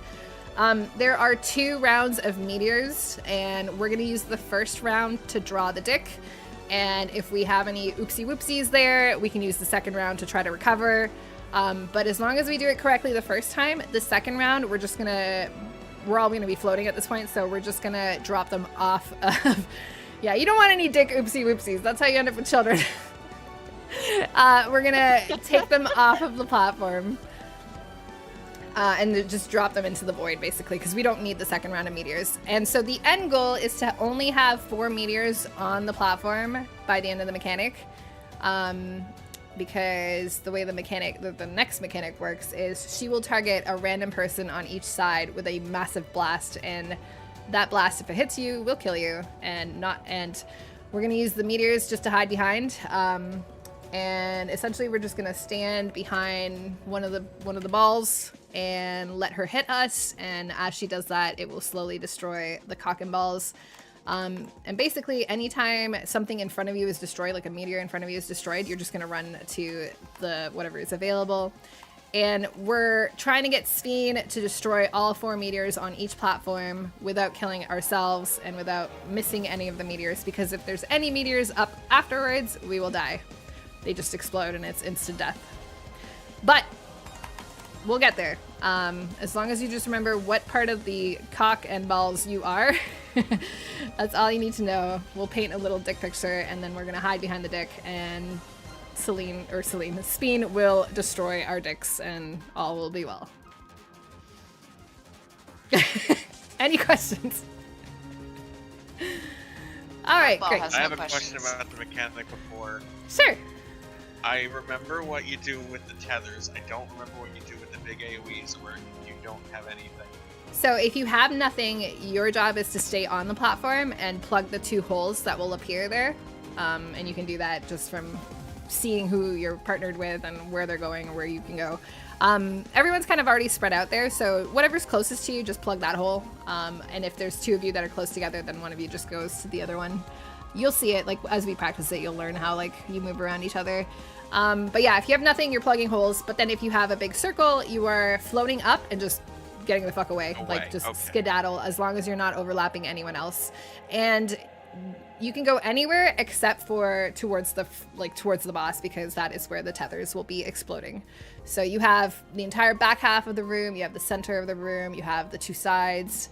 I would, if you go to the sides, do not go further forward from the Delta and the Bravo waymarkers. You can stand on the waymarkers if you want, but don't go further forward because you might get clipped by the tethers. Got it. Okay, let me do a ready check, and then if we are ready, we will go. Haven't seen Cox take down a boss since last week's Clemson game capper. Shut up, Bowmage. That was a good one, though. That's a good one.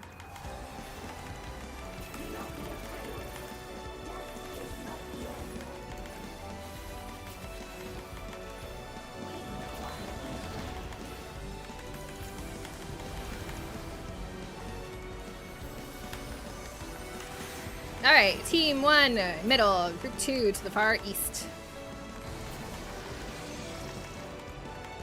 I don't have Sphene out! Or Sphene. Celine! Group 1 to the far west and group 2 middle. Group 1 can stay put, group 2 back to the other edge.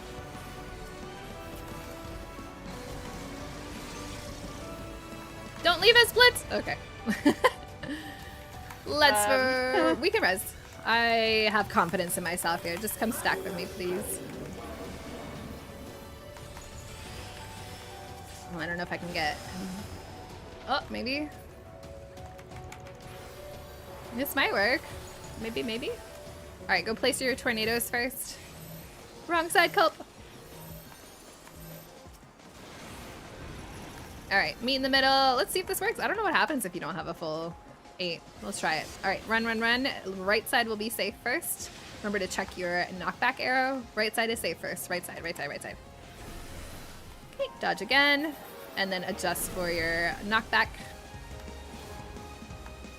Awesome. AoE blast.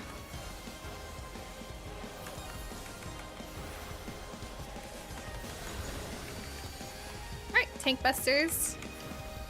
And we can all fan out here.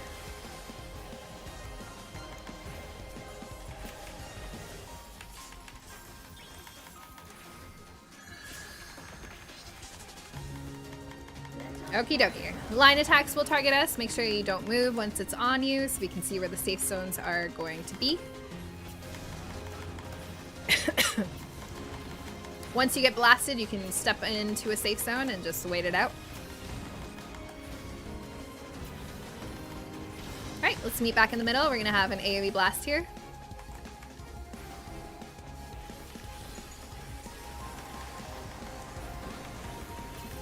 Alright, another big AoE blast. Platform will be changing to the gravity wells and the double platform thingy. As soon as we can, you're going to run forward, float up, and then we're going to meet in the middle.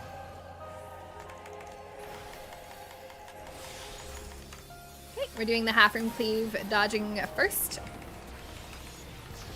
left side is safe. That means group 2 can instantly go to their platform and plug. Group 1 will have to do the full dodge. All right, dodge. Group 1 can now run to their well and plug.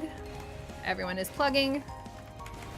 Beautiful. All right, if you have something, float up. If you have nothing, stay down. Tethers to the front, circles away, and everyone else is plugging a hole.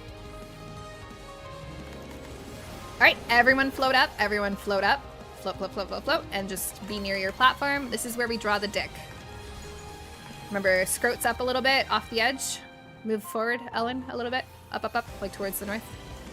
And everyone else drop the rest of your meteors away off the platform, off the platform. Ooh. Ooh, okay. I mean, that's one way to do it. Okay, let's talk about a couple things. So the beginning of that phase was perfect. Everyone plugged correctly. That was awesome. And then I think everyone did the tethers and the circles and the plugging. The second round was really good. Did anyone have questions about that or was unsure? Like, we did it correctly, so as long as you do that again, as long as everyone kind of gets it, that's great. But back to the cock and balls. The only thing on the left side, Ellen, so you were kind of close to the edge here. And what I was trying to tell you is you kind of placed it, here, hold on, let me just draw the dick here. You kind of placed it close to the back edge here, and what I meant to say, or to tell you, or to communicate rather, was to bring it up a little bit, like off of the back edge. It's fine if you place it against the side edge, but you basically just want to bring it a little up so that we have room between the meteor and the edge to drop it, or for us to stand in, or to hide behind, is what I'm trying to say. What? And then on the right side, it looked like there was some finickiness with the up and down. What I will do is I will always call, after we do the tethers and the circles and the second round of plugs, I'm going to call for everyone to be floating. So just make sure you were floating there, because that will give you the freedom to just get off the platform if you need to when we're dropping meteors, in case we have some oopsies. But everyone is floating during that time. And you do have to be careful if you're placing in the middle, especially near the gravity well. If you are in it, obviously it's going to pull you down. So do make sure that... Yeah, that's what I fell victim to. Okay, yeah, that makes sense. So you can just kind of, like, your dick doesn't have to be straight. It's all right. It can veer off to the left or the right. That's fine. If you need to place your thing slightly off the gravity well just to avoid that, that's fine too. As long as, like, you're not too close forward or back to the other meteors, you should be. Like, you have the entire, like, horizontal axis, whatever, to place it. Oh, the whole, everything's gonna get clipped. It's okay. But other than that, I think that was good. So the second round of meteors being dropped into the void, I think everyone was off the platform there, whether on purpose or not. But that's okay. That was good. The one thing I did notice is we do have to kind of be able to heal you going into dropping off the meteors into the void the second round. So don't run away too far. You don't want to be out of range of heals there, because we are still trying to heal you. I kind of stay in the center so I can try to reach everyone. But if you're running to the outer sides off the platform, just try not to go too far. Like, as long as when you're on a platform, you can see the circle underneath you, and the moment you step off the platform, you no longer see that circle, even if you are close. So as long as you're not able to see that circle anymore, you don't have to go any further. Like, it's cool to just chill there, and then that way we can still kind of heal you. And then once we drop the second round of meteors, we're all going to return to our platforms left and right. We're all going to go down to be on the platform, and then we're going to run to the back and hide behind a ball, and then watch as the boss destroys our fine creations. And reminder, if she destroys what's directly in front of you, you were running to the other side. You want to make sure there's always something in your line of sight to the boss. There should always be a meteor between you and the boss, because she's going to target random people, and if you get unlucky, and A, you will die, and B, we won't destroy the meteor, and if the meteors are up at the end, we die anyway, so do make sure you move. Okay, any questions? I know that's a very long phase, but if you have any questions, we're almost through all of it, so almost there. She's a bit of a ball breaker. Okay, let's do it. Should we reset? Yes, we shall. I completely forgot. If anyone needs a break, now's probably the best time to do it. If anyone needs to go, don't feel pressured. Let me know. But this ready check is just if you want to break or if you want to go back in. We can definitely take like a few minutes just so people can like stretch a little, go bathroom. I speak well Yeah, English. it's tea time. Yeah. Okay, so everyone wants to continue. That's awesome. All right, let's just take like a 1 or 2 minute break. Go to the bathroom, refill your drink, whatever. And I'll do another ready check in just a little bit. You've never seen someone drink through a straw from a can? Really? Ever? I don't like to mess up my lipstick, which is why I prefer straws.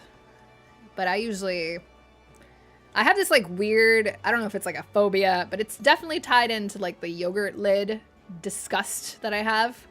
I have the same kind of thing with cans. And I think cans is a little bit more warranted because these are like open in the factory for all manner of creatures to like piss and shit on, you know what I mean? So I feel like this is disgusting. So if I don't need to put my lips on it, I'm not going to. But yeah, the straw also saves this, so. It wouldn't be an iconic Mistec look if my lipstick was constantly gone because I drink a lot while I stream or eat a lot. Speaking of eating, I didn't bring a single snack today. I'm not that hungry, but I feel like I just need, like, you know how smokers, when they're trying to quit, they just need like the motion? I feel like I have that, but for snacks. Sometimes I'm not even hungry. I just like the motion of like eating, you know? No snacks? Am I unwell? No, I feel way better. I just didn't bring any with me, and I don't have anything on my desk because I cleaned my desk. I cleaned so that the delivery people of my appliance didn't judge me too much.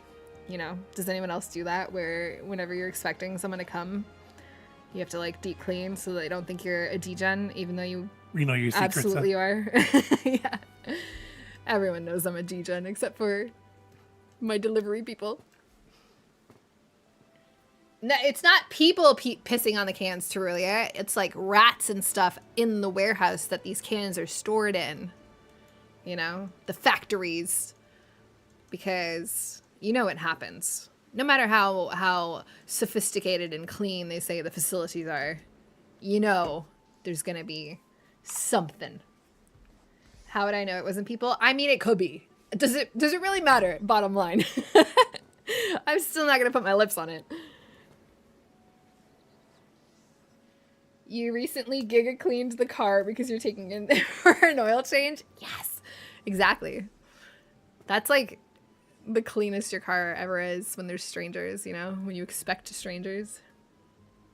Did I have to frantically hide my smut? No, because I feel like smut, unless you're like rocking like old school Harlequin novels, they're pretty hidden, you know what I mean? Like I don't think you could pick out smut just by the cover nowadays, unless you're specifically going for that like art style, because some people do, you know, some people just have like the naked torso on the cover to like instantly be like, oh yeah, this is smut. But no. Can we get rid of paper straws? Yes, they suck. They really do. They don't suck because they fall apart. Get it? I feel like they're okay for like 10 seconds. But as soon as they get wet, it's like, what's the point anymore? Harley can't read? Don't lie. Look, you got reading glasses. How can you not read?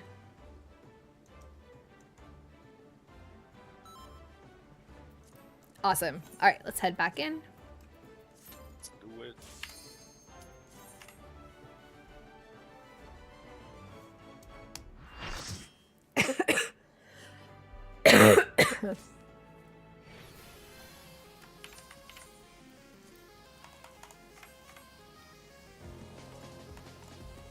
Food check. Yes.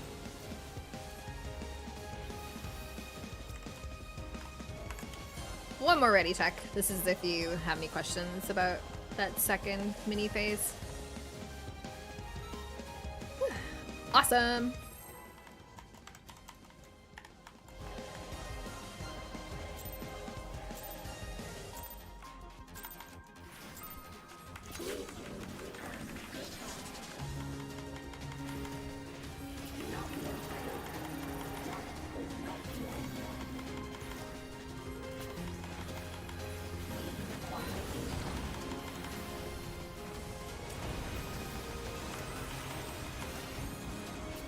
Alright, suck zones. Group 1, far west. Group 2 can stay middle.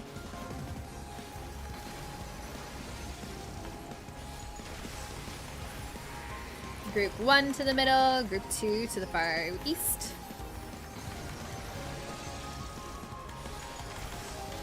Group 1 to the west again. Group 2 can stay put. Don't leave yet. Stay with your healer.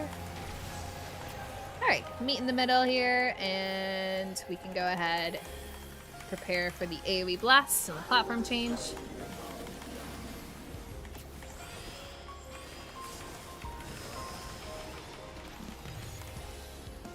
Okay, standing on your healer, we're going to drop some tornadoes. Once these are dropped, we're going to meet in the middle. Okay, waiting in the middle for the chains. DPS will go north, supports to the south. And we're running. Go, go, go. Right side will be safe after your chains break. Go to the right side. Right side, right side, right side. Ooh. Get ready to dodge or adjust for knockback. Someone's chain is a little spicy on me. Yeah, I don't know if that was like maybe moving too early or something. It definitely was not breaking. But it's okay. We can recover here, no problem. Alright, tank busters are happening, and everyone else can fan out, getting ready for the next mechanic.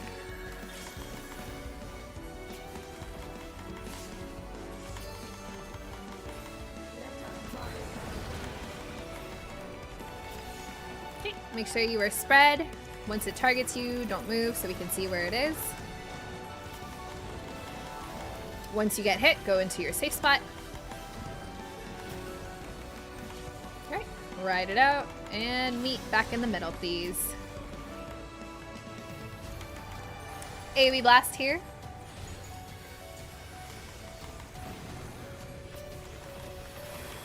Another AoE blast, followed by the platform changing.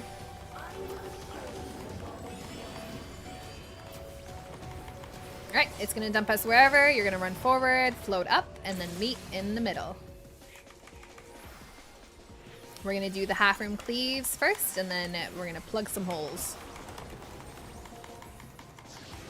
Right side is safe first. That means group 2 will, group 2 will have to dodge fully. Group 1 can go immediately to plug.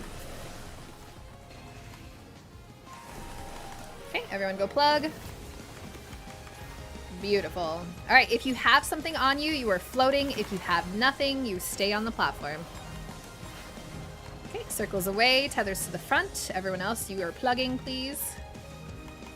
Excellent work. All right, now everyone come up and float. Everyone float, please. I don't know why I did that. Okay, we're drawing our dicks here. Remember, scrotes up a little bit. Yep, looking good. Yep, both platforms look excellent. Second round, go off the platform, but not too far. Let us heal you. All right, everyone to your platform. Come down on the gravity well, and hide behind a ball. Make sure you're floating down, or not floating down. Yeah, there you go. All right, so if it breaks in front of you, you're gonna move to the other side, or move to have something in front of you. Oh no! Almost. That was very good though. This is the end of the phase, and now we die because the meteor is still up. But what happened there is you did not move fast enough. So when the ball in front of you breaks, she just fucking hates people, I think, that get caught unawares, because she'll target you. I don't know if she does it on purpose, but it seems like she would. But yeah, as soon as whatever breaks in front of you, do make sure to run to the other side so that you always have something in between you and you know, you need that protection. Otherwise you get blasted in the face. Sorry, I'm a 12-year-old. All right, let's do this. It's a Friday night. Let's do it. Yep. All right, any questions? Because that was the entirety of the phase. And after that, oh, actually, since we did see the end of that, I will mention one thing for the mechanic afterwards. Okay, if you remember from normal mode, there is a mechanic where 2 people get tethered to this like giant triangle thing that they can then drag around the outer edge of the arena by the tethers that they're attached to. That happens here, but to everyone. So not just 2 people. Every single person will be targeted. And the way that this works is you will be tethered to a triangle that spawns on one of the cardinals, so the letter waymarkers. And your first step is to identify which one of these letters you are tethered to. For example, if you are tethered to the Charlie back here, so me and Azim will pretend to be tethered. One of us will be on the left side of the triangle and one of us will be on the right. So just from this, I am on the left side looking at it, basically. You'll see it, it's pretty big. But looking at it, if I am tethered on the left and Azim is tethered on the right, what we're doing is we're running to where we're tethered, like where the origin of our tethers are appearing. And as we do that, we will look at the waymarker, and as you can see, the Charlie waymarker is blue. And the number 3 over there is also blue. And so what we're gonna do is we're gonna use that color to kind of like direct us where to go.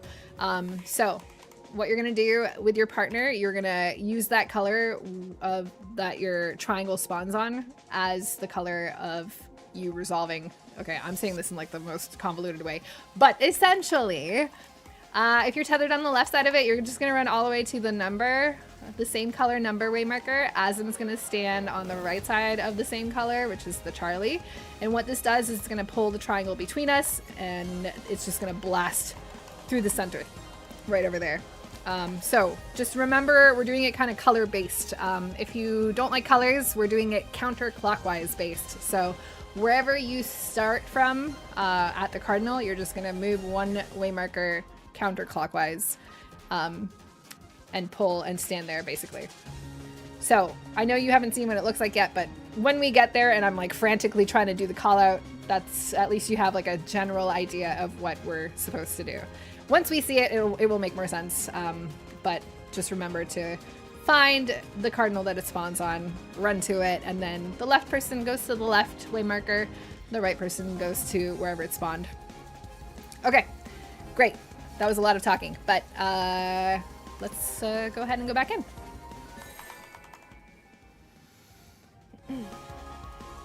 Hi Sim, thank you for the resub. 99, whew. It's a lot. I appreciate you though. I hope you're doing well. I hope the family as well.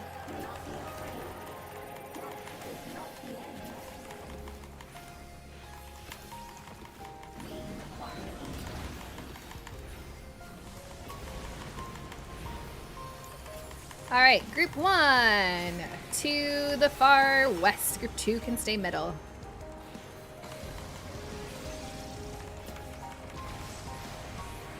Okay, group 1 stays here. Group 2 to the far west. The west. Northwest. Right. Yeah, group 1 to the middle, and then group 2 can stay put.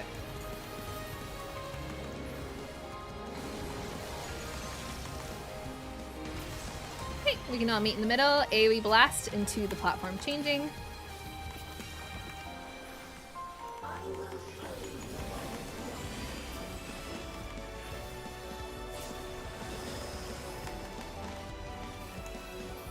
Well, that was pointless. Alrighty, stack on your healers here and get ready to drop a nader. Meet in the middle. DPS to the north, supports to the south. Give it a second. And run. After you break your chains, left side is safe. Left side is safe. Left. Identify your knockback during this time as well. Dodge. And then adjust for your knockback. Beautiful! Look at that. AoE blast, platform going back to normal.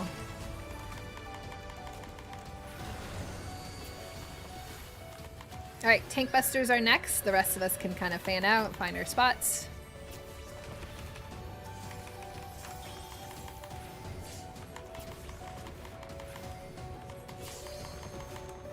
Alrighty, here come the line attacks. Reminder to stay still so we can see where the safe zones will eventually be.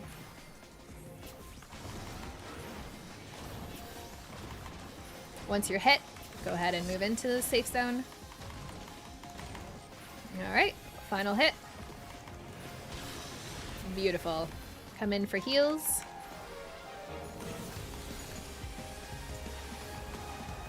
Oops. Another AoE blast here into the platform changing.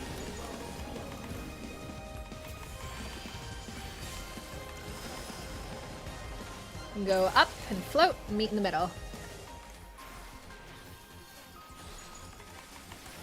We're gonna do half room cleaves here first. Right or left side is safe first. That means group 2 you can plug right away. Group 1 will have to dodge the full round. Group 1 can go. Everyone is plugging. Plug, plug, plug, plug, plug. Excellent. All right, if you have something, go up. If you have nothing, stay down. Okay, circles away, tethers to the front. And everyone else is plugging. Good job. All right, everyone float. Everyone float. Float, float, float, float, float. We are drawing our cock and balls. Remember to give yourself some room from the balls. Beautiful. All right, everyone off the platform. Don't go too far. Try to stay in for heals. Once these drop, we're all gonna go onto our platforms, go down, and immediately behind a meteor. Reminder, if something in front of you gets destroyed, move to another meteor.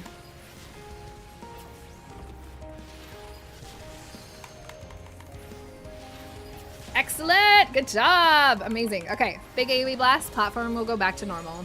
We're gonna have another set of tank busters, and then we're gonna have the triangle tether thingy that I was talking about. So just a quick reminder, you're gonna first run to the waymarker that you are tethered on, and then you're gonna use that color or go counterclockwise to stand with your partner.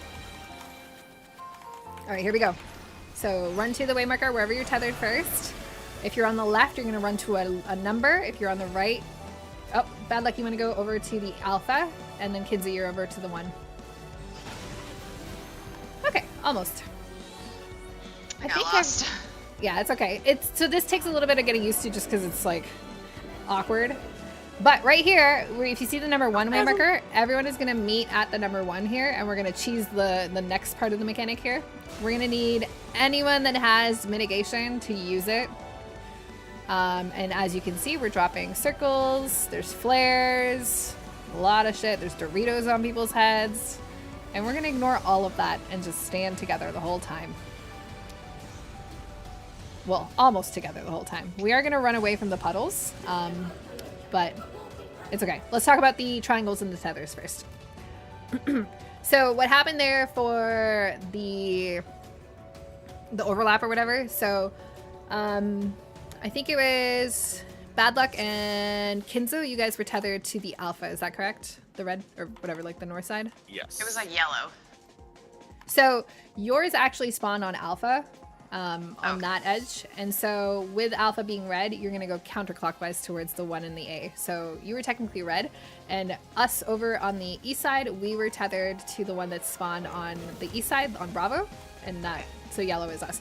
But it is confusing because it is very big, and there's like tethers all over the place, so don't worry about it. It's just gonna be getting used to it and how like the information is processed in your brain, I guess. But what I like to do is I just follow my tether to where it comes from, and as I'm doing that, I can see where it has spawned, like either east, west, north, or south, and then I just drag it based off of if I'm on the left side, I kind of start running towards the left of it. On the right, I start running towards the right, and then some people like to use like letters versus the numbers. Some people like to use the colors. Some people like to just think of it clockwise, counterclockwise, whatever. But you kind of have to like figure out how your brain thinks of it. But my best advice is to just run to where it spawns from and then go from there. There is plenty of time, I think, to adjust and stuff. But essentially what we're doing is we're dragging each of these triangles into kind of like a hashtag pattern. And then every single person has a giant circle on them, which is why everyone has to stand on one of the waymarkers around the outer edge. So you're either going to be standing on a letter or a number for that mechanic. So if you're not on either one of those, you are in trouble. Yeah. Once we see it more, it won't be as bad.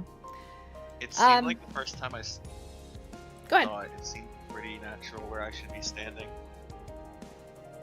Yeah, like the position of your tether as you're like running towards it, you can kind of drag or start dragging it in that direction.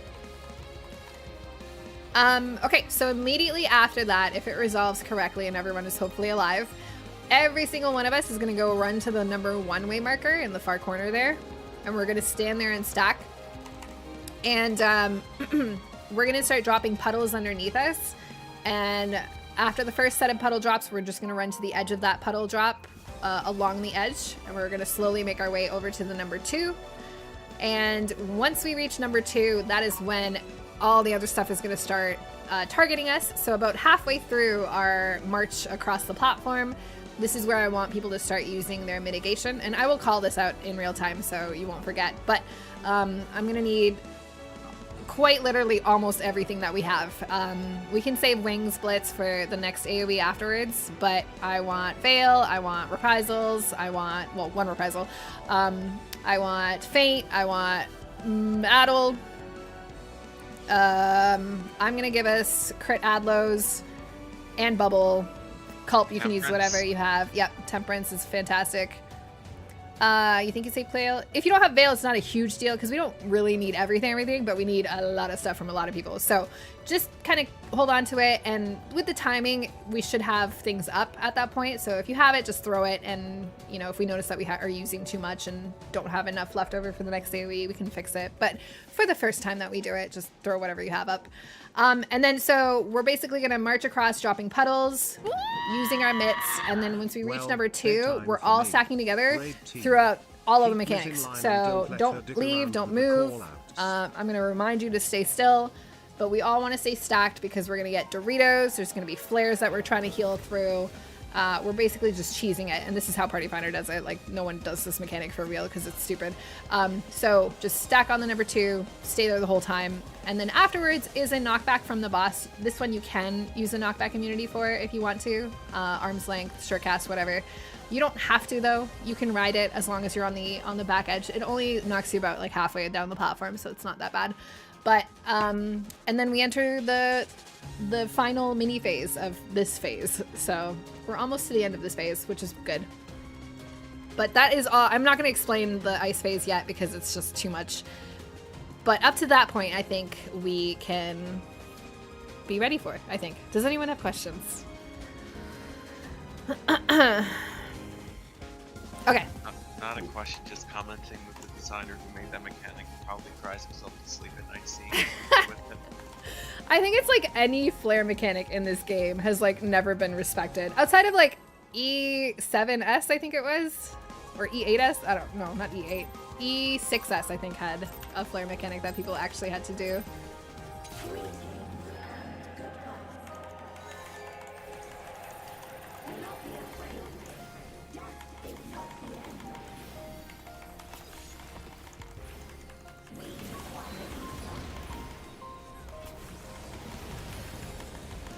Alright, suck zones. Here we go. Group 1 to the edge, group 2 mid.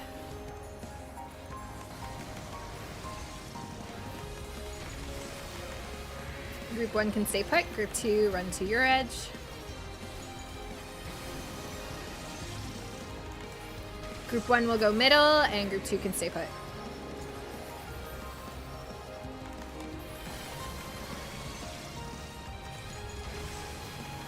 Alright, come in for heals.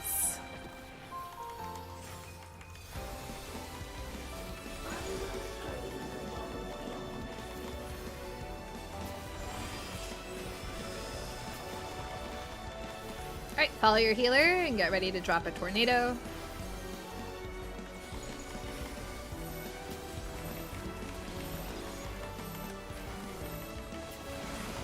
Meet in the middle here. We're waiting for the chains. Waiting. DPS north, support south. You can go now. Go now. Right side is safe. Make sure you dodge again, and then be ready to adjust for your knockback. Adjust now. Nice work. AoE blast. Platform is changing.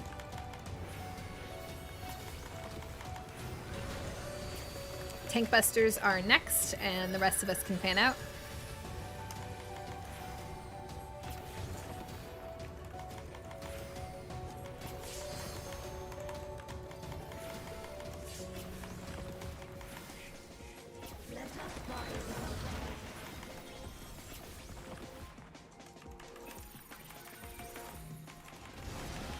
Make sure you stay still with your thing and then dodge into a safe spot when you get hit.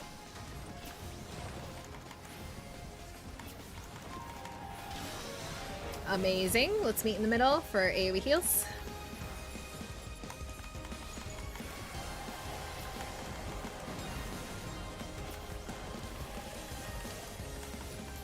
Okay, another big AoE blast into the platform swapping.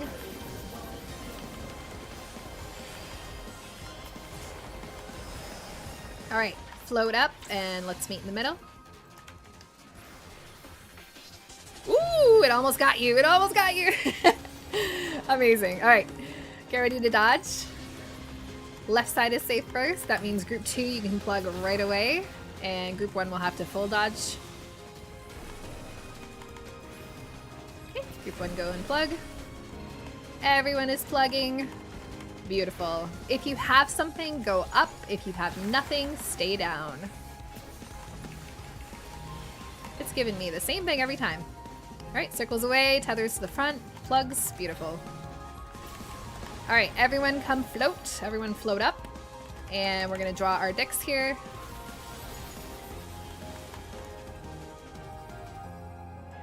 All right, looking good. Everyone off the platform, but not too far so we can still heal you. Alright, as soon as these drop, we're gonna go down on our platforms and hide behind the scrolls. Yeah, that's right, we're going down. We're going down. Remember, if a thing breaks in front of you, you gotta move again. Amazing. Good job. That was perfect. AoE blast, platforms going back to normal. Alright, tank busters, and then we gotta get ready for those big triangles that will spawn with the tethers. So, big reminder, just run to where the triangle is spawning, and then you're gonna go left and right with the whatever that color is. Counterclockwise. Letters and numbers. It's a lot of words. Hopefully I'm not confusing you. Ha! Alright, run to your shit.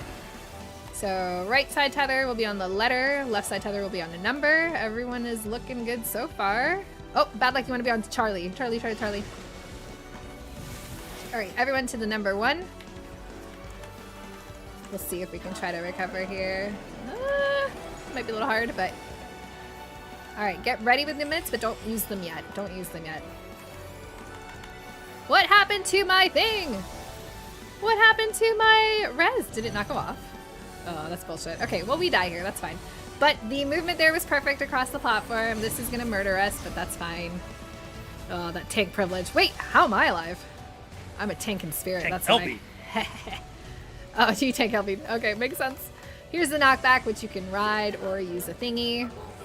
And then there's another AoE blast, and then we go into diamond phase. Or diamond, whatever, fucking ice phase. Which I will heal us through just so we can see it.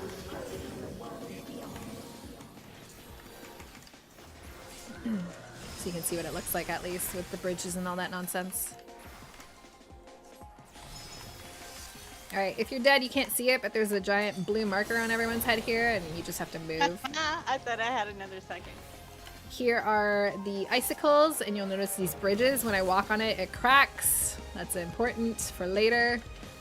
And we got some tethers, which I'm on the wrong side of. Ooh. Oh. Anyway. Okay, so let's quickly talk about the triangles there again. So no matter what, you do want to be on a waymarker. If you are in between, like as you were here, I think, where you got murdered. Yes, I was over here. I'm knowing which one I need to go to. I'm just struggling to understand like what side I need to be on. Yeah, so the side, what I like to do is if you just look at it, like look at what you're tethered to, and then you're kind of just either on, well, from here, for example, you would be here. Wait, were you tethered to the south side? I From what I understood, I was blue because you told me I needed to be on Charlie, and I was over here on like G. Yes. Okay. So you were on the right side of Charlie, right? Is that right? Yeah, I was Okay, on the right side. So no matter what, you're gonna be literally just on the Charlie. I don't know how to explain how I think about this because I don't know if I think about this in like the most logical way. If Well, you're from what I facing your saw- way marker, you're going to be tethered either to the left or to the right of the way marker. And since we're going counterclockwise, all you need to do is walk left into the marker. Okay. Yeah, and your partner's gonna drag over to the one here, and then Still just walking left. yeah. Okay. So whatever the color is, you are trying to pull with your partner that triangle in between the two colors, if that helps. Okay. Well, does the tether go to the way marker, or does the tether to the corner of the triangle? Because it looks like I was on The corner tether of the line. goes to either side of each way marker. You're gonna be standing on the way marker, and the tether size depends on whether or not you're equidistant with your partner. So if you are super far away, your tether is going to be like super long, and your partner's is probably going to be super long because it will always balance in between where the two people are. So if you're standing on the way marker, you're kind of on this side of the triangle, but it's better to do the way marker position because it'll be consistent. Everyone else is standing on a way marker, and we're also trying to balance the big circle AoE blasts on everyone. Those all need to be spread a significant distance because they're massive. So if you're standing directly in that way marker that you're assigned, or that you have to because of the way that you're spawned to the tethers, you will be far enough away from everyone else that you won't overlap. And also this will drag the line AoEs to the proper spot so that they don't overlap anyone standing at the way markers. That was a lot of words again. So no matter what, you will be in, one of you and your partner will both be in a way marker, and you should be in the corresponding color way markers. Exactly. Exactly. Someone has to choose the right side, and I had to be the one I'm supposed to be on. Yep. Another way to think about it is when you're running towards, like if it's easier for you to identify if you're on the right or the left side, you can always try to remember the right side is always going to be on a letter or always end up on a letter, and the left side of the tethers is always going to end up on a number. Wait, did I say that right away? Right and left is defined by like facing You the face way that the I'm marker. facing now. Yes. Facing the market. Okay, so if Yeah. I'm on the right side, I'll be on a letter and on a number Yep. of the core pockets and corresponding color. Okay, I think I'm getting it now. Okay, awesome. I won't discuss Ice Phase because it's a lot, but you kind of saw a little bit at the beginning there. Anyone have questions so far about whatever? The Earth Phase was done perfectly, so that's excellent. Oh, I guess we do need to, well, we'll be able to do the mitigation and all that in the big Dorito blast with everyone alive. I think that should be fine. Okay, let's go ahead and go again. If we wipe, well, when we start wiping on Ice Phase, while you're dead, just like look around so that you can kind of like visualize the things that I will have to explain very soon.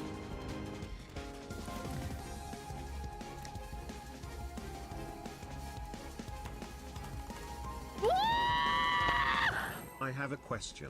How will Clemson's secondary hold up against that SMU passing attack? I'll tell you exactly how, Bomage. Not very well.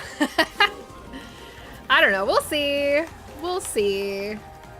It might not be as big of a slaughter as I am expecting. But we'll see. It could be bad.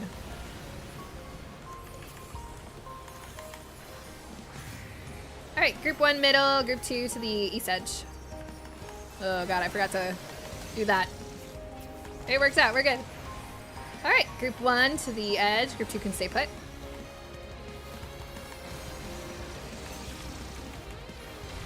Group 1 can stay put, and group 2 middle.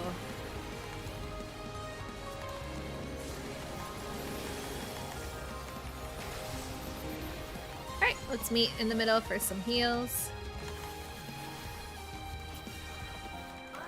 Another AoE blast here.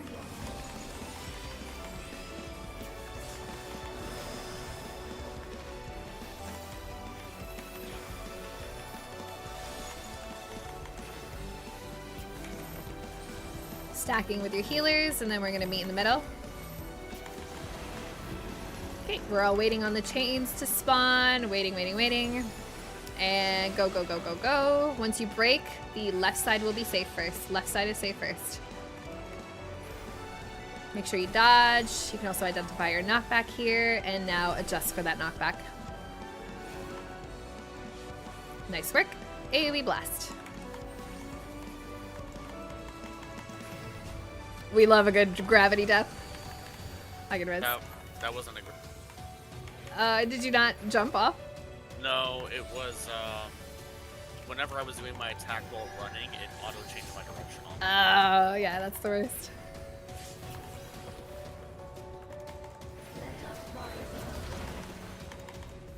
Alright, we are spread here for the, whatever this is called.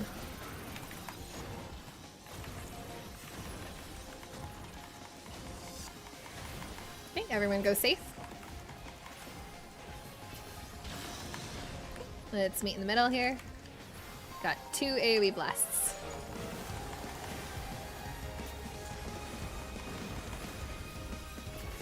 Alright, one more. This one's big and beefy, and it's gonna take us into the next phase.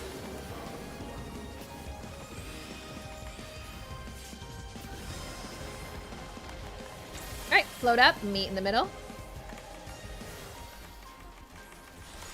We're doing the half room cleave dodges first. Right side is safe, that means group 1 can automatically plug. Group 2, you're gonna have to dodge the whole time. Okay, group 2 running to plug. Nice work. If you have nothing, stay on the platform. If you have something, go up. Remember, circles away, tethers to the front. Excellent work. Everyone float up, everyone up. And get ready to draw your dicks. Very nice. All right, next round of dicks, let them drop. I thought it was the balls to drop. Yeah. You know, with age, lots of things can happen. All right, hide behind some rocks. Make sure you're down on the platform. And if a thing explodes in front of you, adjust.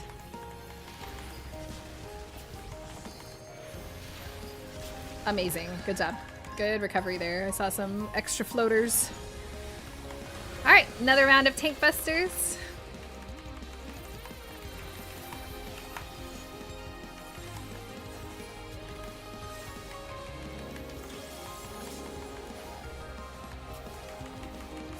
Alright, this is where we will be tethered to a triangle on the cardinal. And reminder, you want to end up on a way marker somewhere. Left side's on the numbers, right side on alpha. Or whatever, the letter. I totally can speak English, I swear. Alright, everyone come meet me on the number 1, please. Number 1 way marker. Everyone stack up, stack up, stack up, stack up, stack up. Alright, be ready to pop your mitt, but not yet. You can pop it once we're about halfway. And we're gonna need lots of stuff. Once we start dropping puddles, we're gonna start moving over against the edge here. Keep going. We're gonna end up on number 2. And on the number 2, stack up. Just stack up here. Stay stacked, stay stacked, stay stacked. Stay stacked. Alrighty. Beautiful. Knockback soon. You can use a knockback immunity or ride it from the edge. Beautiful. All right, an AoE blast here, and the platform will change.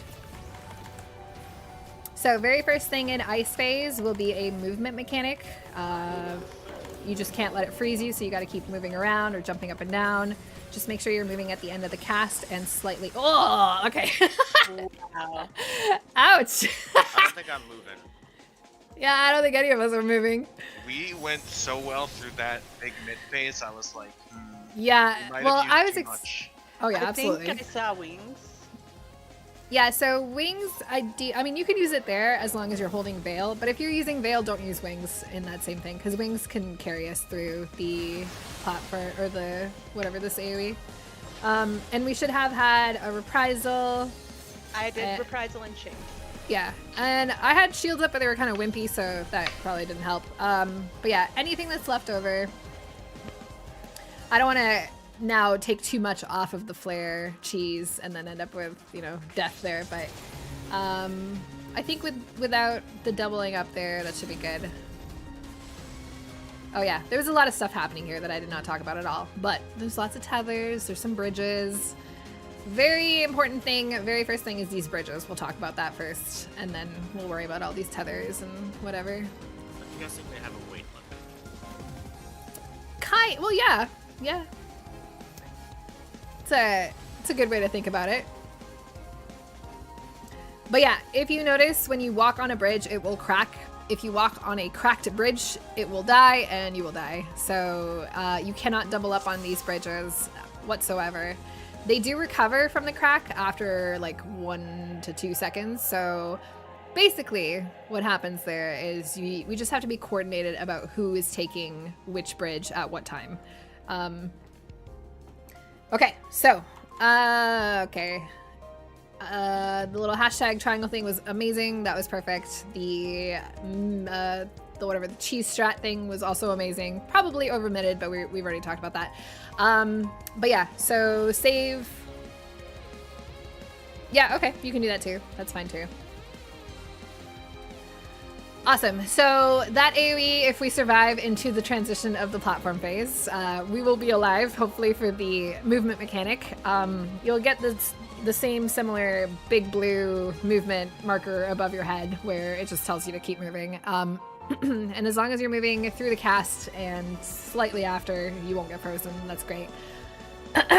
Okay, so I got some way markers to help talk about this next thing. Nope, not those. All right. So, very first thing that happens, you'll notice that there were 4 sets of icicles that spawn on the bottom, like the south edge here, which these way markers are intended to show you, the 1, 2, 3, 4 right here. These aren't exact locations, they're kind of just like the relative positions and slightly exaggerated so that it's easier to understand. And then there are also 2 on either side of the east and west. So 4 in the south and 4 on the sides total. Now, the ones on the south side here will always tether to 4 players first, and the 4 players tethered will always be either all of the supports or all of the DPS.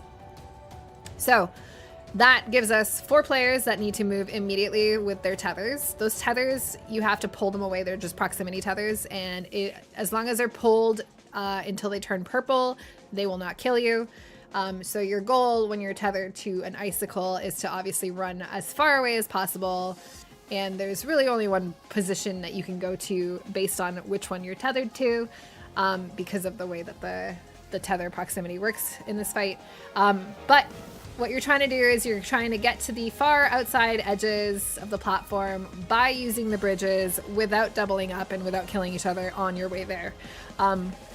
And so whatever 4 people are targeted first, either all of the DPS or all of the supports, you kind of have to look at what icicle you are tethered to. And one of the priority systems that Party Finder uses is based off of which of these icicles you are tethered to.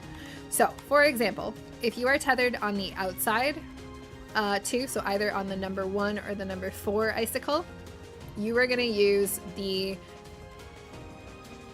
front bridges. I had to think about that for a second. If you are tethered from the center, or like the inside icicles, either the 2 or the 3, you're going to use the back bridges.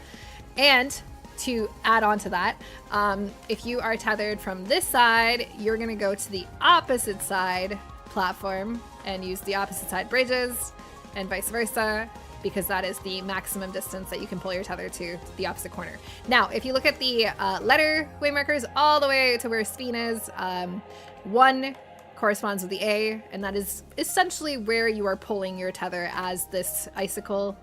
2, same thing, you're pulling it over to the Bravo, to the far corner. Same with 3 and 4, but over to the left side instead, all the way across.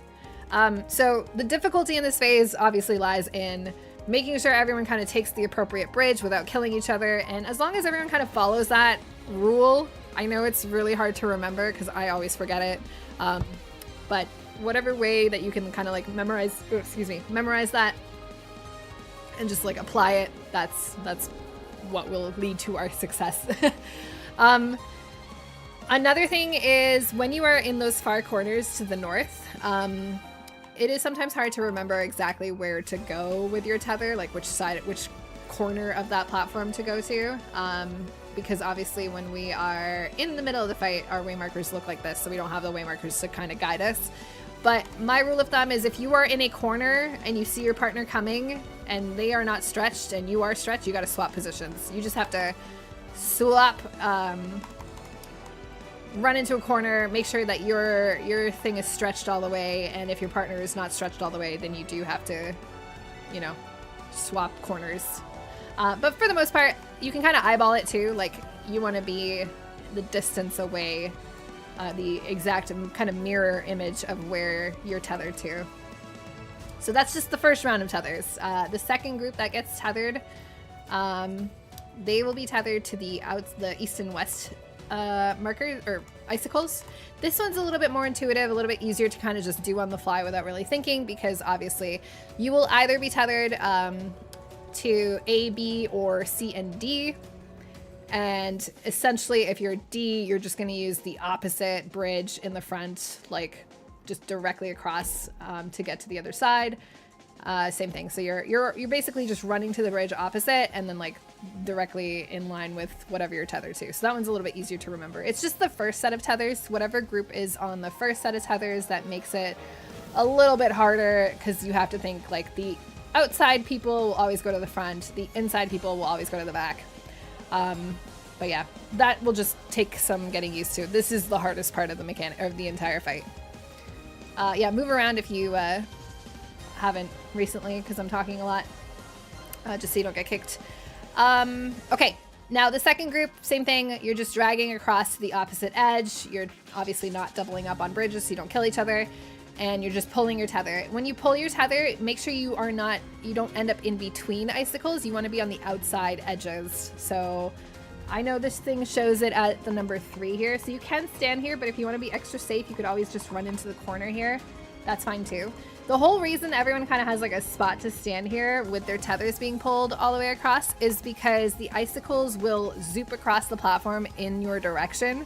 And so you need to have the tether pulled far enough away that it doesn't kill you from proximity damage, and also away from anyone else so you're not overlapping the icicle zoops onto other people. So everyone kind of has their own spot to go to, and that will also satisfy the proximity distance required and also not overlapping with anyone else. So this is, like I said, this is literally the hardest part in the entire fight. So don't worry about wiping. We're probably gonna wipe a lot, but just do your best and try to remember the rule. This again, it's the first set of icicles where it's like somewhat difficult. But immediately after, all of the icicles zoop, because all of them, even though they spawn separate, they will all zoop at the same time. I don't know if the zoop is the right word, but hopefully that makes sense. But as soon as everyone gets targeted by their icicle and gets hit by it, we then have to immediately all get back to the middle, because she's going to do half room cleaves immediately after. And again, because we don't want to rush and kill each other by doubling up on bridges, this needs to be done in an orderly fashion as well. They will all ejaculate at the same time. Yes, Azim, if you want to go that extreme. So, the players that were east-west, you guys, where you end up is closest to the bridges. So the second group that got tethered, you guys, it is your job, as soon as you get ejaculated on, to immediately run back into the center using the same bridge that you left on originally. And so you want to just do that as quickly as possible. That is your goal. You are priority number 1 to get over as quickly as possible. And while that's happening, the first group, the ones that are all in the front corner over here from the A, B, D, C, whatever, you guys are going to start running in. And as you're running in, obviously you want to go as fast as possible, so sprint, whatever. But do make sure that before you step on your bridge, again, you are using the same bridge that you left on, you're coming back on, same bridge. But before you go, make sure it's not cracked before you step on it, because depending on how fast you are or how slow the person in front of you is, it could still be cracked. So give yourself a moment. And then as we're doing that, I will call out which side of the middle platform is safe to stand on, left or right. This is the same as it has been this entire fight. Again, if you get hit by one, not usually a big deal. Just make sure you don't get hit by both, because that will kill you. But yeah, that is hard. Getting out from the bridges and getting back in without killing each other and without getting smushed by the icicles, that's the hard part. But once we're back on the middle platform, it's easy, kind of ish, from there on out. We're gonna have another movement mechanic where we just have to move around, make sure we don't get frozen. And then immediately after is where it kind of gets a little hard, but there's gonna be a group stack shared mechanic, line mechanic. We're all just gonna stay in the middle for that, except for the 2 melee. So Shuri and Kinzo. I can't remember which group you're in. Kinzo, you're on the right side, right? And then Shuri is on our side? Yeah, that's right. Okay, so that means, Kinzo, you and Shuri, you're going to step in front of the group just to be able to pick up those tethers easily. And you and Shuri are going to take a tether, run to the 2 and the 1 corner, and basically just, hold that tether for the first blast. If you've done M1S, same concept as the raining cats mechanic. No, is that what it's called? I don't know what it's called. The one with the tether, the one that Party Finder kind of cheeses. Yeah, so melee will take the first tethers, and then the 2 tanks will come and grab the tethers from you to then take the rest of the tethers, and you can rejoin us if you are lucky enough to survive. The one thing with that is you guys can both take the front bridges to get across with your tethers initially, and then when you pass off to the tanks, run back to, and then use the back bridge just in case. Unless it's free and ready to go, then that's fine. Use the front. That's fine too. Does it do it better than Raining Cats? No, probably not. I've had to healer LB in all my Party Finder groups here, so we'll see. But yeah, so 2 melee, both of you will grab the tether, run to your respective sides, and then as soon as you get blasted once, the 2 tanks will come and grab your tethers. The best way to transfer that tether is to just stay put as melee, let the tanks come and intercept, and then you can move once you have left. Tethers are pretty finicky in this game, so don't let them kind of fuck you up, because they will if you let them. And then come back to us in the middle, because that shared stack mechanic is still happening for a number of hits. And then once the tank's finished, there's going to be 1 more AoE blast, and then the platform is done. We go back to normal. And then after that, there's going to be another tank buster, another half-room cleave, and then some AoE blasts, and then there's the enrage of this phase. So she has 2 enrages, technically. She will enrage in this phase, and we basically have to get her to 0.1% to get into the final phase, and if we don't, when we wipe. But yeah, that is the end of this first phase, if we can make it there. So, pretty good prog. Any questions on ice? I know that was so much talking, and this is what it looks like if you need a little refresher. We will have bridge mishaps, so be prepared, but do your best. Remember, if you are outside, you are taking the front bridges. If you are on the inside, you're taking the back bridges, and you're going to go opposite side of what you are tethered to, and then pull it all the way across. Any questions? This phase is so annoying to explain because it's so deep into the fight, and it's really hard to practice. I can't wait to die to it. Oh yeah, it's gonna happen. Alrighty, but let's get there first.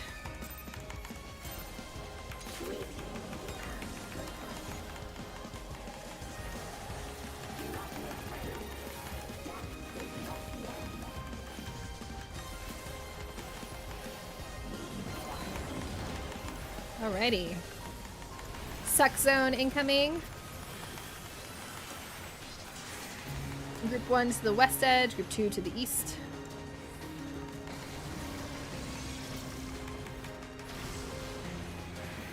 Group 1 stays put, group 2 in to the middle.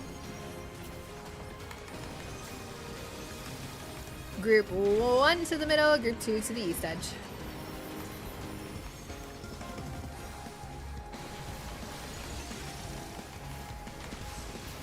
Alright, come in for some heals. We'll do another AoE blast here into the next platform phase.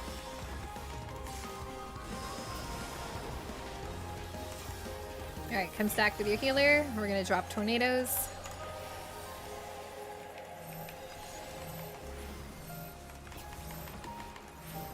Let's meet in the middle. Waiting on the chains to form. Wait. Okay, run.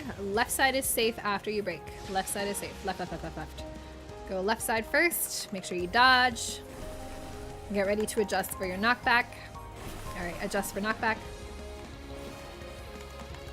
Nice work. AoE blast into new platform.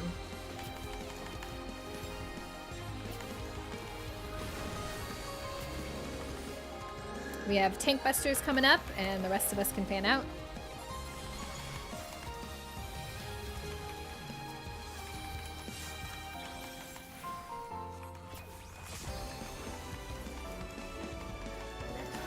Alright, here come the line attacks.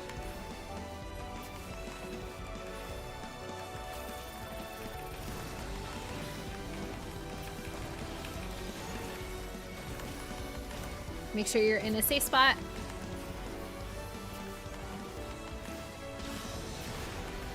Alright, come to the middle. We're gonna do another AoE heal.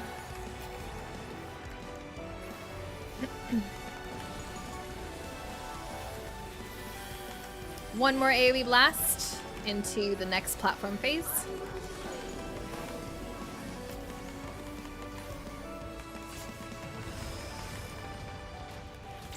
Alright, float up and meet in the middle. Half room cleaves first. Left side first. That means group 2 can plug right away. Group 1 will have to dodge fully. Dodging. Dodging again. Group 1 plug. Beautiful. Alright, if you have nothing, you're staying down. If you have something, go up. Tethers to the front, circles away. Everyone else plug.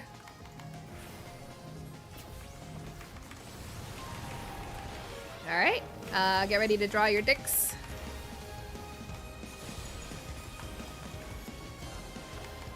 Looking good. Everything else off the platform. As soon as they drop, go down on the platform and hide behind your meteors. Reminder that if it gets blown up in front of you, adjust to the next one. Excellent. Good job. Alright, AoE blast.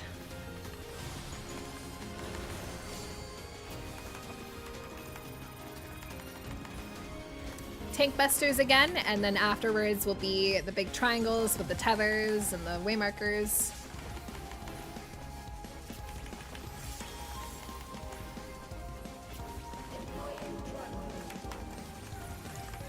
Alright, get ready. Run to your waymarker that it spawns on, and then find left or right.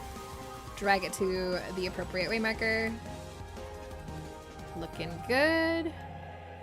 Yep, help on C. Alright. Ooh, almost. Okay. I think I can res you here. Everyone come to the number 1, please. Number 1.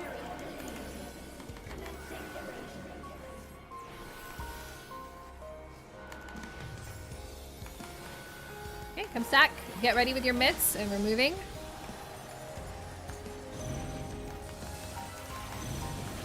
Make sure you stay stacked on the number 2, please. 2, 2, 2, 2, 2, 2, 2. Alright, stay stacked. Woo! Okay, that's fine. We're good. Here comes knockback. Knockback. I will slow... Actually, I can res you in 6 seconds. Give me a sec. Alright, another AoE blast. Please come to the middle here for heals.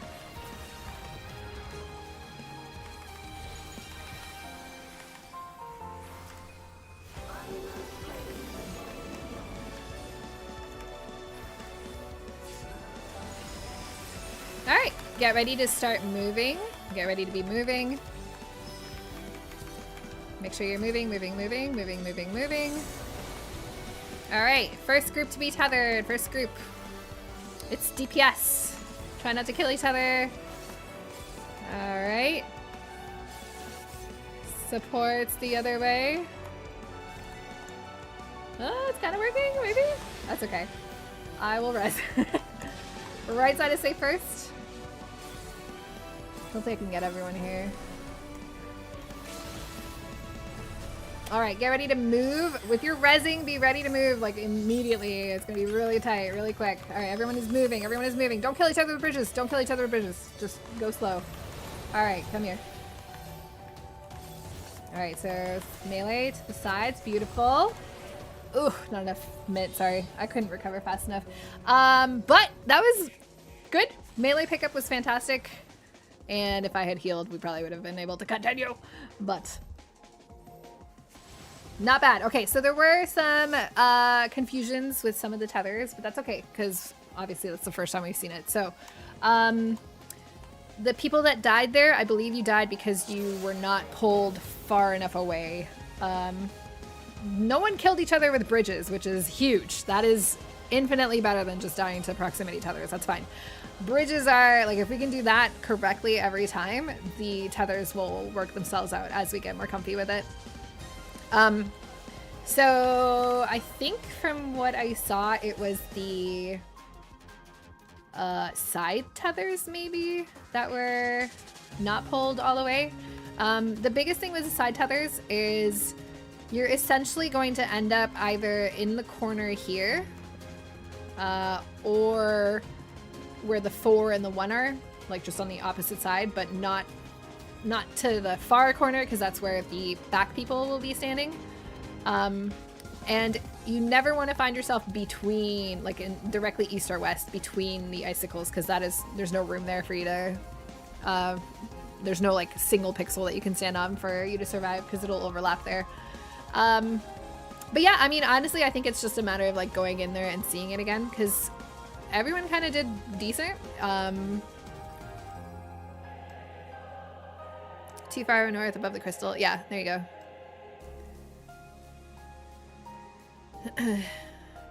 Yeah, you want to kind of angle it. So you're never going to be directly in front of where you start with the tether. You're always going to be kind of on an angle. If you're directly in front, your proximity will never get resolved. So you definitely need to keep going until it turns purple. And ideally, you're like, in the theory is that you're going directly opposite as far possible as you can. So wherever you're tethered to, like whatever crystal you're tethered to, you're kind of going to like the mirror opposite of where you start from. And then just kind of like adjust as necessary once you're on that side. And both sets are happening at the same time. So they both resolve at the same time, but the bottom tethers will spawn first. And that gives you time for like the first group to go off to the edges, and then like 3 seconds or so after is when the edge icicles tether people, the remaining 4 people. But they do all explode at the same time, so the first group just has a slightly bit more time to get started, but not by much. It's basically, the difference is like how much time the bridge takes to recover.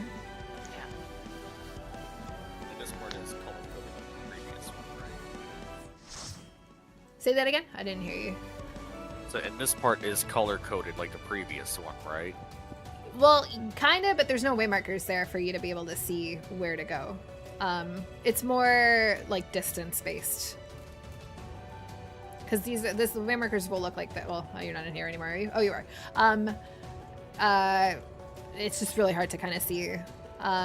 But this is based off of like if you're on the inside crystal or outside crystal here, you're basically like if you start tethered to this side, you're going to end up over on the opposite side all the way to the front, whatever the 2 corners there are.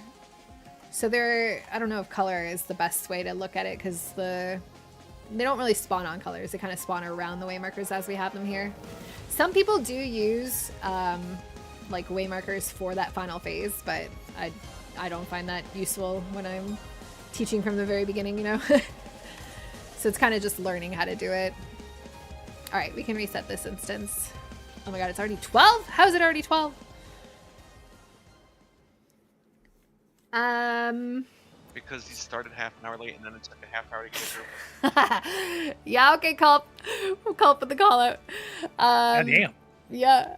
So I Wow. can probably go until like 12:30 is my cutoff.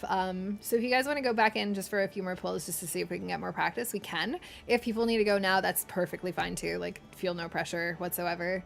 I'm good for it. I will do a ready check. If you want to go in for another 20 minutes, let me know. And if not, How do we lose 10 minutes in like 10 seconds? I know it's like talking about the mechanics eats up a lot of time, I think. No, I mean, you just said 30 minutes. Oh, because it's You said 12:09. 12:30. Yeah, I said 12:30. Yeah. Math is hard. It's okay, I understand. Well, it's only 10 where I am. Oh, it's only 10 where I am. I don't know. I live in the past. What's the part where I say it's only 9 o'clock? Laughs and not Eastern time zone. Feels bad. There's a reason that everything on TV tells you Eastern time zone because it's the only one that matters. Yeah, East Coast. Food check. I disagree. Everything on TV says Pacific.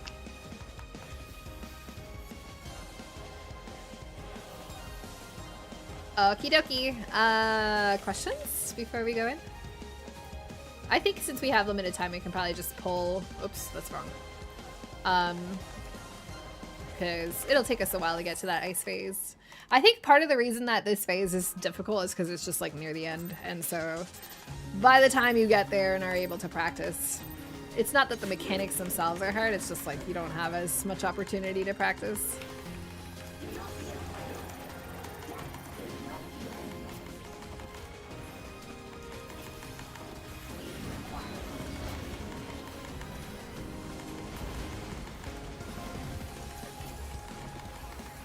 Alrighty, group 1 to the west edge, group 2 middle. Oh, I forgot the markers. One sec, I'll put this up after. Alright, group 1 middle, group 2 to the side.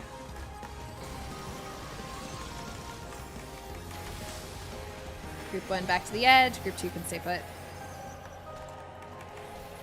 Alright, going markers, here we go.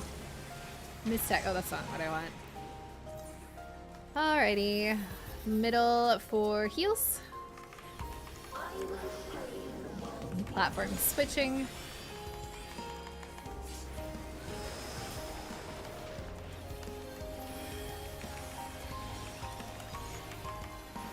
We're dropping tornadoes here and then meeting in the middle.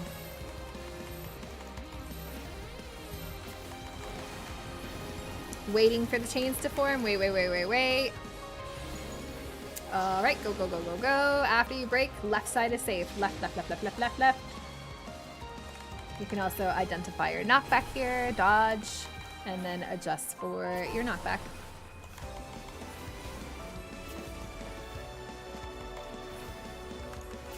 AoE blast. I forgot how to read apparently. I'll let you get res. Okay.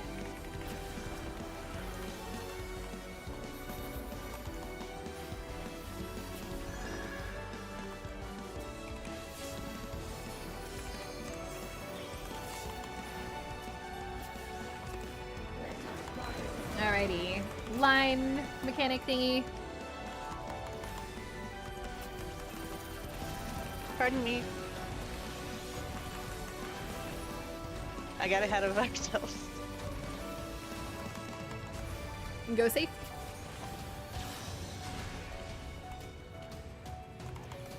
AoE blast.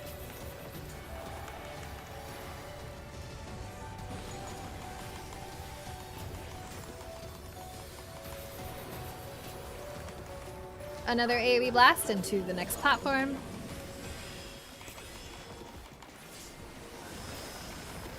Okay, run forward, float up, and meet in the middle.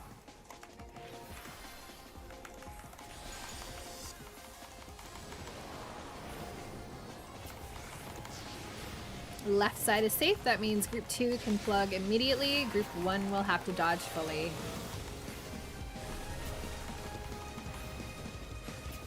Okay, everyone is plugging. Good job. If you have nothing, stay down. If you have something, go up. Circles away, tethers to the front. Everyone else is plugging. Good job. Right, everyone float up. Everyone float up. And we are drawing peepees. Alright, good job so far. Looks good. Oh, we're missing a tip. Alright, make sure, Azim, make sure you drop your tip. Everyone else off the platform. Ooh. Drop it. That might be too close. Everyone down. Okay, we're fine. Everyone down and hide behind. Remember to adjust if you need to, if things explode in front of you.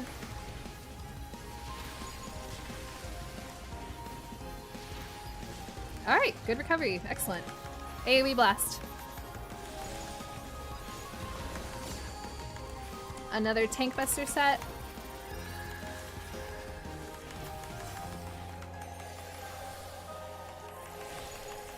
After this will be the big triangles with the tethers and the colors and the waymarkers. Alright, here we go. Run to your whatever tether and then adjust as necessary.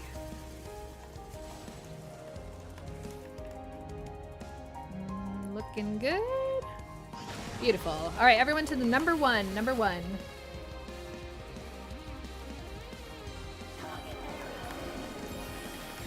So we're getting ready with the mitts, but not yet. Use them about halfway. We're moving.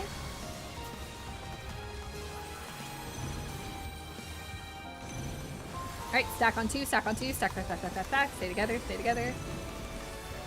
Beautiful. Stay together. Knockback will be soon. You can ride it or use an immunity.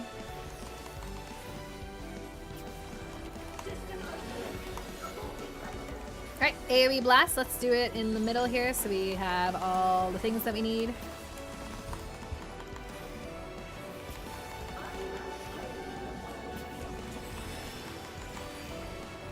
Platform is changing. Good job. Excellent. Alright, be ready to move. First cast will be moving. Do not get frozen. Keep moving. Jump up, run around, whatever you need to do. Don't get frozen. Alright. Slight spread so you can see if you're tethered or not. First group will be tethered. It's DPS. DPS first.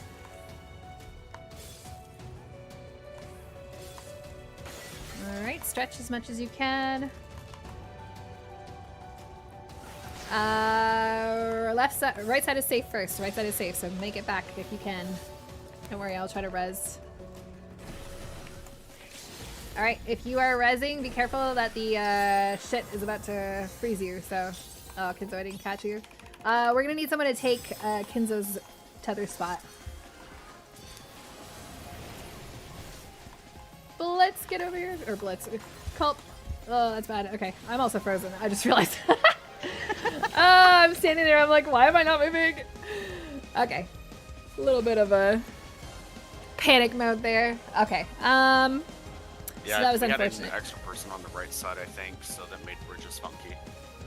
The tethers, I think, were well, except for the, there was a death, I think, coming. I died on tether. Culp and I headed across the same bridge.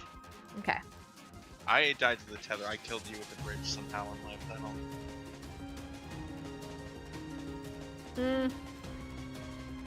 Oh yeah, I did see you run off the platform. that was a good giggle. But it'll happen. It's okay. I think you were aiming for the proper bridge though, so that was good. Yeah, honestly, I think it's just practice, like going back in there and trying again.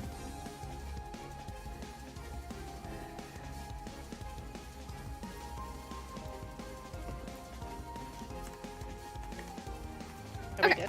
Yeah, we might as well pull limited time. Probably get one more good one, maybe two. We can squeeze it in.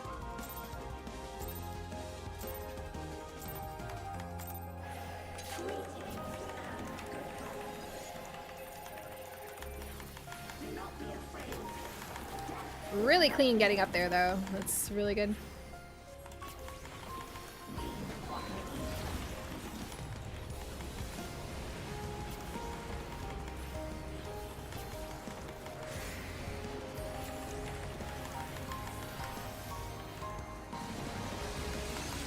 No way! No way.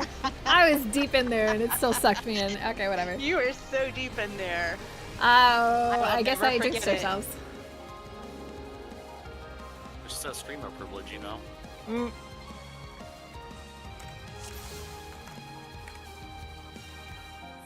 I blame myself for that too.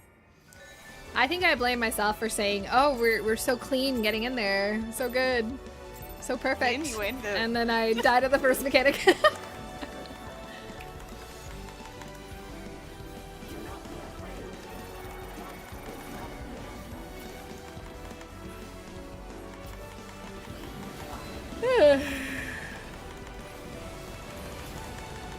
All right, suck zone. Group 1 west, group 2 east.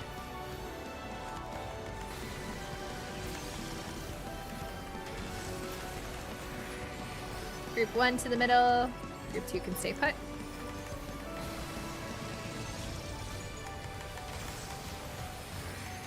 Group 1 back to the edge, group 2 mid.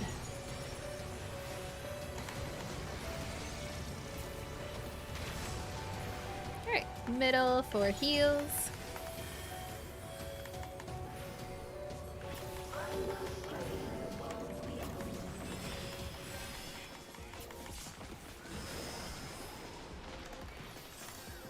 Snack on your healer.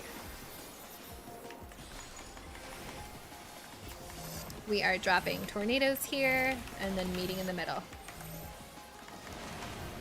Okay, we're waiting on the chains to form. Wait. We can run. After you break, left side will be safe. Left side. Left. You can also identify your knockback and adjust for it now. AoE blast.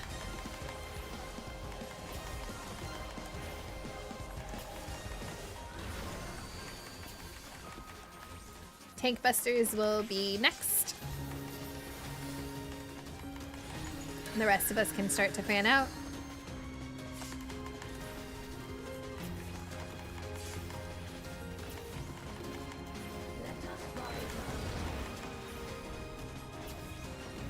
Ugh, my neck.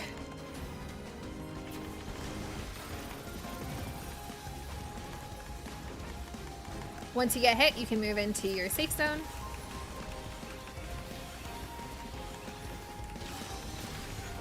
Alright, middle for AoE blast.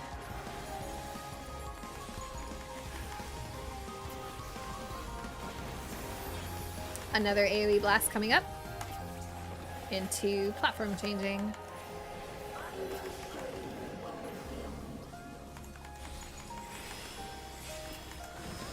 Run forward into the well and meet in the middle.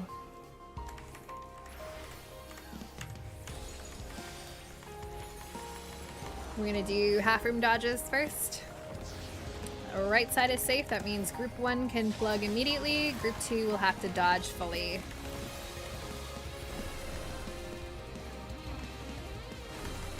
Okay, everyone plugging. Beautiful. If you have nothing, stay down. If you have something on you, go up.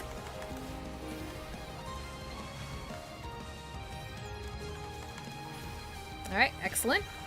After this, everyone go up. Everyone up. And drawing dicks.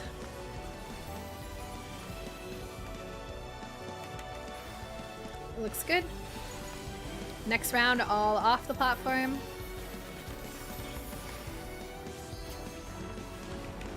Okay, everyone down and hide behind your stuff.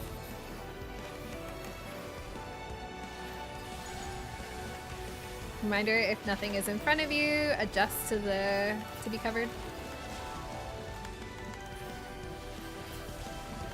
Nice work. AoE blast. Another round of tank busters.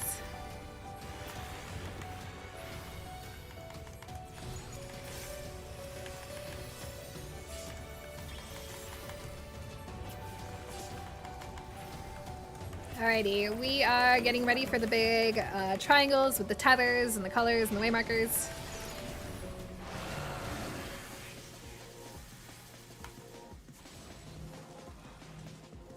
Okay, looking good. Beautiful. Alright, everyone meet at number one.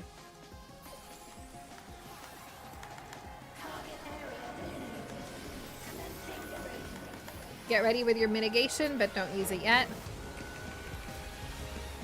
Okay, we're starting to move.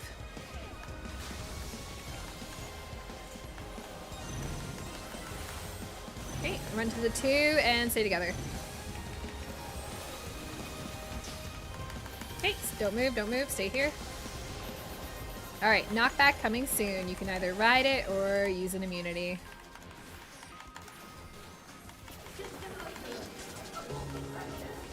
Another AoE blast into the platform changing.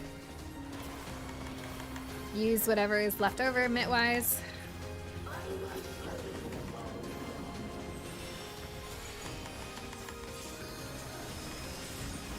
Alrighty. Very first thing, we will have to move. At the end of this cast, make sure you are moving. Move. Alright. Spread slightly just so you can see who is tethered first. It is supports first. Supports are first. Ah!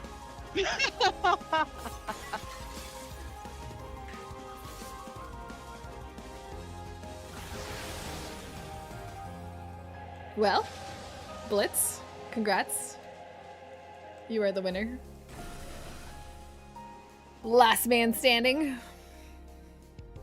Okay. I'm pretty sure you killed me, but I could be wrong. I was on the far outside tether, so the front bridge was mine. You were obscured by the ice effect, like the freaking snow cloud thing, so I didn't see you, and I just ran onto the, yeah. So you just murdered. I see. Listen, you've killed me enough times. Yes. For extending the chain, it's not I'm always going right. Or am I going to have to go left sometimes, or can I always... Yeah, it's dependent on what icicle you're tethered to. So if your icicle is on the right, you are going to go to the left. If it's on the left, you're going to go to the right. And then the only other priority there is if you are tethered to the back icicles, the outsides will always take the front bridges, and the insides will always take the back bridges. Just so that you don't murder your friends like Azim just did. Okay, why don't we do one more pull? Because it's technically not 12:30 yet, so... I finally looked around and realized I've never extended my tether far enough. I saw someone else's tether actually. Yeah, that takes a little bit of getting used to. Just I mean, I rated enough to understand when the tether changes color and when it doesn't, but it didn't hit exactly until I saw someone's color change. Yeah, it's like a far distance too that everyone has to run. It's a very serious tether. Stump, thank you for the gift subs. You are awesome. I appreciate you. Group 1 middle, group 2 can stay put. I love the star spam. So good. Alright, group 1 to the middle, whatever. The blah, blah. Whatever, you know what you're doing. I don't need to speak anymore. Okie dokie. AoE blast. I totally forgot to use my thingy.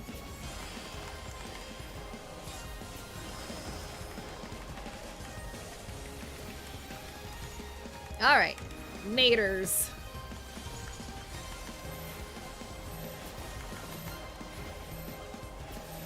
We are gonna meet in the middle here. We're waiting on the chains. Wait. Waiting and going. Go. After you break, left side will be safe. Left. Left side. And dodge again. And get ready to adjust for your knockback. Adjust now. AoE blast. Hot local grandpa. Oh, that's ridiculous. AoE or blah blah. Tank busters next.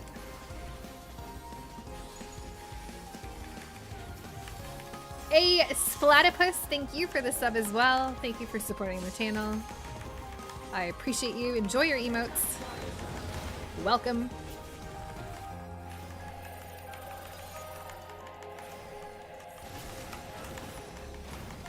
After you get hit, move into a safe spot.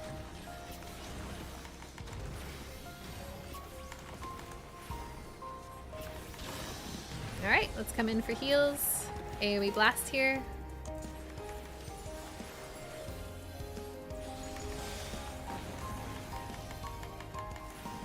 Another AoE blast followed by platform changing.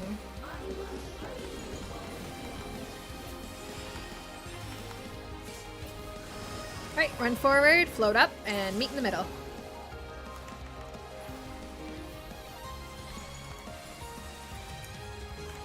I'm actually impressed we haven't had any gravity deaths, really. Right side is safe first. That means group 1 can plug immediately, and group 2 you have to dodge fully. Alright, everyone is plugging. Beautiful. If you have something, go up. If you have nothing, stay down. Excellent. Looking good so far. Everyone float up. Everyone up. Up, up, up, up, up. And we are drawing our dicks. Our dicks look great. Our well center done. is overlapping a bit. Oh, I think we're okay. Yeah, we're good. Everyone off the platform here. Alright, everyone down and hide. Shen Aryer, thank you very much for the raid. I hope you had a great stream. Reminder, if a ball explodes in front of you, move to the other one. Nice work. AoE blast. Tank Busters next.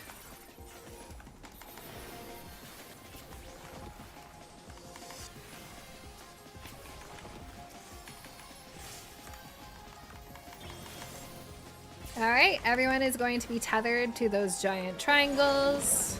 Find your waymarkers that you need to adjust on.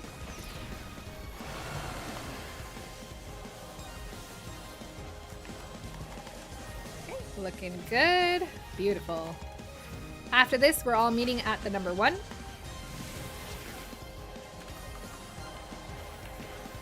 Me frantically looking around for 1 when I'm standing on it.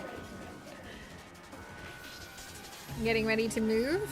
Get ready with those mitts. Make sure you pop them about halfway down the line. Alright, stack on the number 2. Stand together. Okay, stay together. Stay, stay, stay, stay. Beautiful. Knockback soon. You can ride it or use a thing. AoE blast next. Let's meet in the middle for it. And any mitt that you have left over, please use.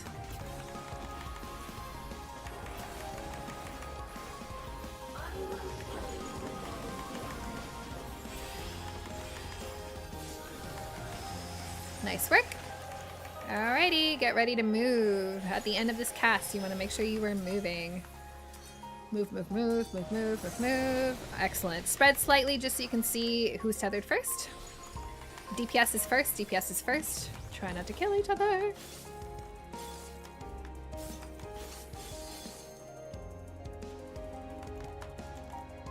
Whoop. Looking good. All right, be careful on the way back. Left side is safe first. Left side is safe first. Left, left, left, left, left, left, left, left, left.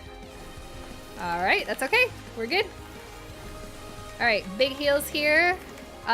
We might need someone to take over for... No, we're moving first. Moving first. Make sure you are moving. Especially you, Kinzo, that you just rezzed. Yeah, keep moving. All right, Kinzo and Shuri to the front. Everyone else kind of come to the back here.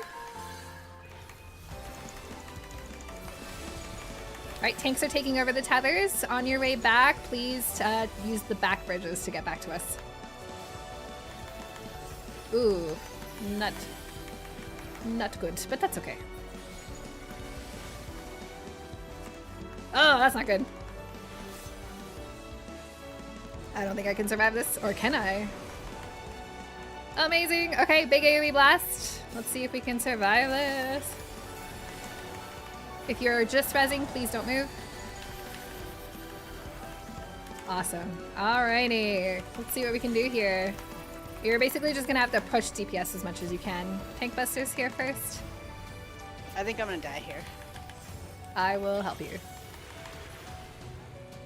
Oh, no. You just let Blitz die. I can hard res. I think he. You died, so you don't have hate. You're not number 2. No, my evoke is on cooldown. I did taunt. It's okay. You might have pulled threat back. No big deal.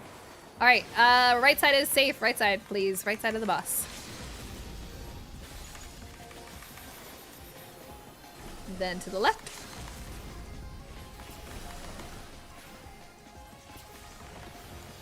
Another AoE blast here.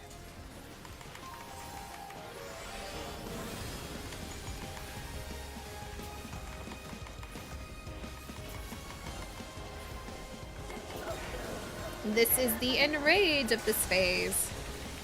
So we're a little behind, but that's okay. We did have some deaths there, and the ice phase still needs to be cleaned up a bit, but this is really good. This is the entirety of the first phase. Yay! There were entire Yeah, that was awesome. where I wasn't DPSing because I was not even Yeah. trying to do the mechanic. I was just lost in thought. That's okay. That was really good, honestly, from like blind prog to enrage. That's really good. You should be happy with that. That was very good progress.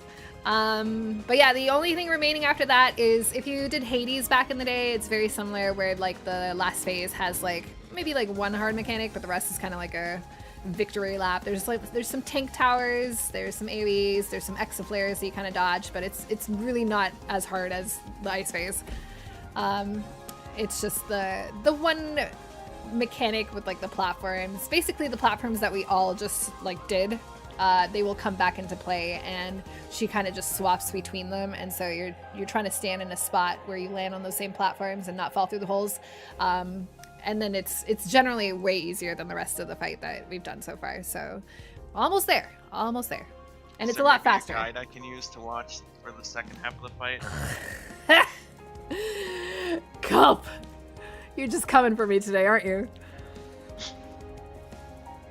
It's okay. Yes, there will be one day. Alrighty, but that was amazing. You guys did really well. I hope you're proud of yourselves because it was awesome. But thank you for dealing with my dick shenanigans and whatnot. Thank you for coming. Sorry I was late. Thank you. It will break my heart if you ever stop the dick shenanigans. The dick shenanigans will never be stopped. Don't worry. Can't spell Miztech without some dick shenanigans. All right. The tethers though, like the hardest part of Ice Phase, you guys did beautifully. So I'm impressed. That was very well done. Especially like the third one in. Yeah, that was fantastic. Okay, well, more next week. Thank you for joining. I hope you all have a good weekend. Thank you so much. Yeah, you too. Of course. Alrighty. So, fantastic. Super fun. Love it. I will see you guys not tomorrow. I will not be here tomorrow. Probably Sunday, question mark. I'm not sure if we have a raid on Sunday. I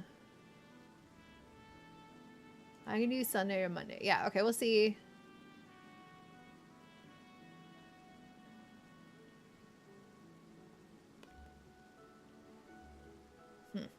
Okay. Looks like we have someone interesting joining. So we'll see how that works.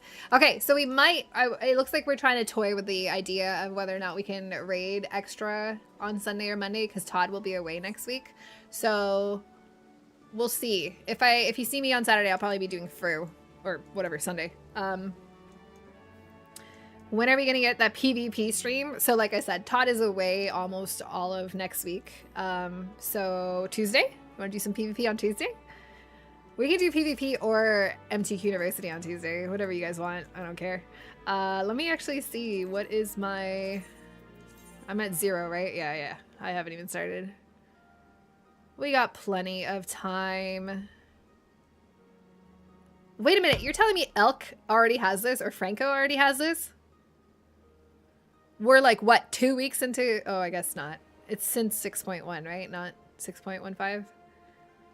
A lot of us do. Oh, we PvP all the time, Ms. Tech. You're so behind. Yeah, whatever. I got plenty of time. Severus and yourself are level 30 plus. Wow. Okay. I mean, Severus, I understand. What is this coat? Why are you so wintry? It's cute. Wait, are you wearing earmuffs? What the hell? Are those like audio headphones or are those earmuffs? I can't tell. I don't know what they are. Impressive. What? Before she has to calculate win/loss points to cap the pass. I literally thought I had stayed in Discord and Solu popped in just to make that noise, but it was the bit. Magitech headset, gamer headphones. You want to know how I know this game is not realistic and is entirely fantastical? No one can wear headphones like this unless they're crushing your face, like crushing your ears, because that shit would fall, especially headphones that are that thick. Just saying. Remember back in the day where they had those headphones that would roll around your ears and then around the back of your head? But those were really light. There's no way that this works. It doesn't work unless it's like clamped straight onto your ears where it's uncomfortable. It doesn't work. Anyway, that's my slight gripe about your glamour, but whatever. Okay, so I'll see you guys whenever, probably Sunday. Have a really good weekend. Thank you for joining today, and I will see you very soon. I hope you have a fantastic weekend and you stay safe and whatever, and yeah, see you then. And let's do, if we can, since we're not raiding as much next week, let's see if we can add an MTQniversity day, because then we could probably get the clear. Time cube. The Solu went off at the same time as your time cube. Dude, if we could change these to have Solu's voice like yell at us, that would be fantastic. Just say when. Okay. I will let you know. But I think on Tuesday we probably will PvP, because if I am free on Tuesday, what a great day to do it. If you start on time, I might get to join. I'm sorry, Solu. You missed the story, but I fell asleep and I was like, when I woke up, I literally had like drool on my face, in my hair. And I was like, ugh, why is my hair wet? And I realized it was just me drooling. And Braddock thought that I started at 9:30. So he said he was going to wake me up, but he woke, or I was supposed to wake up with my alarm that I snoozed at some point. And then on top of that, he thought I was starting at 9:30.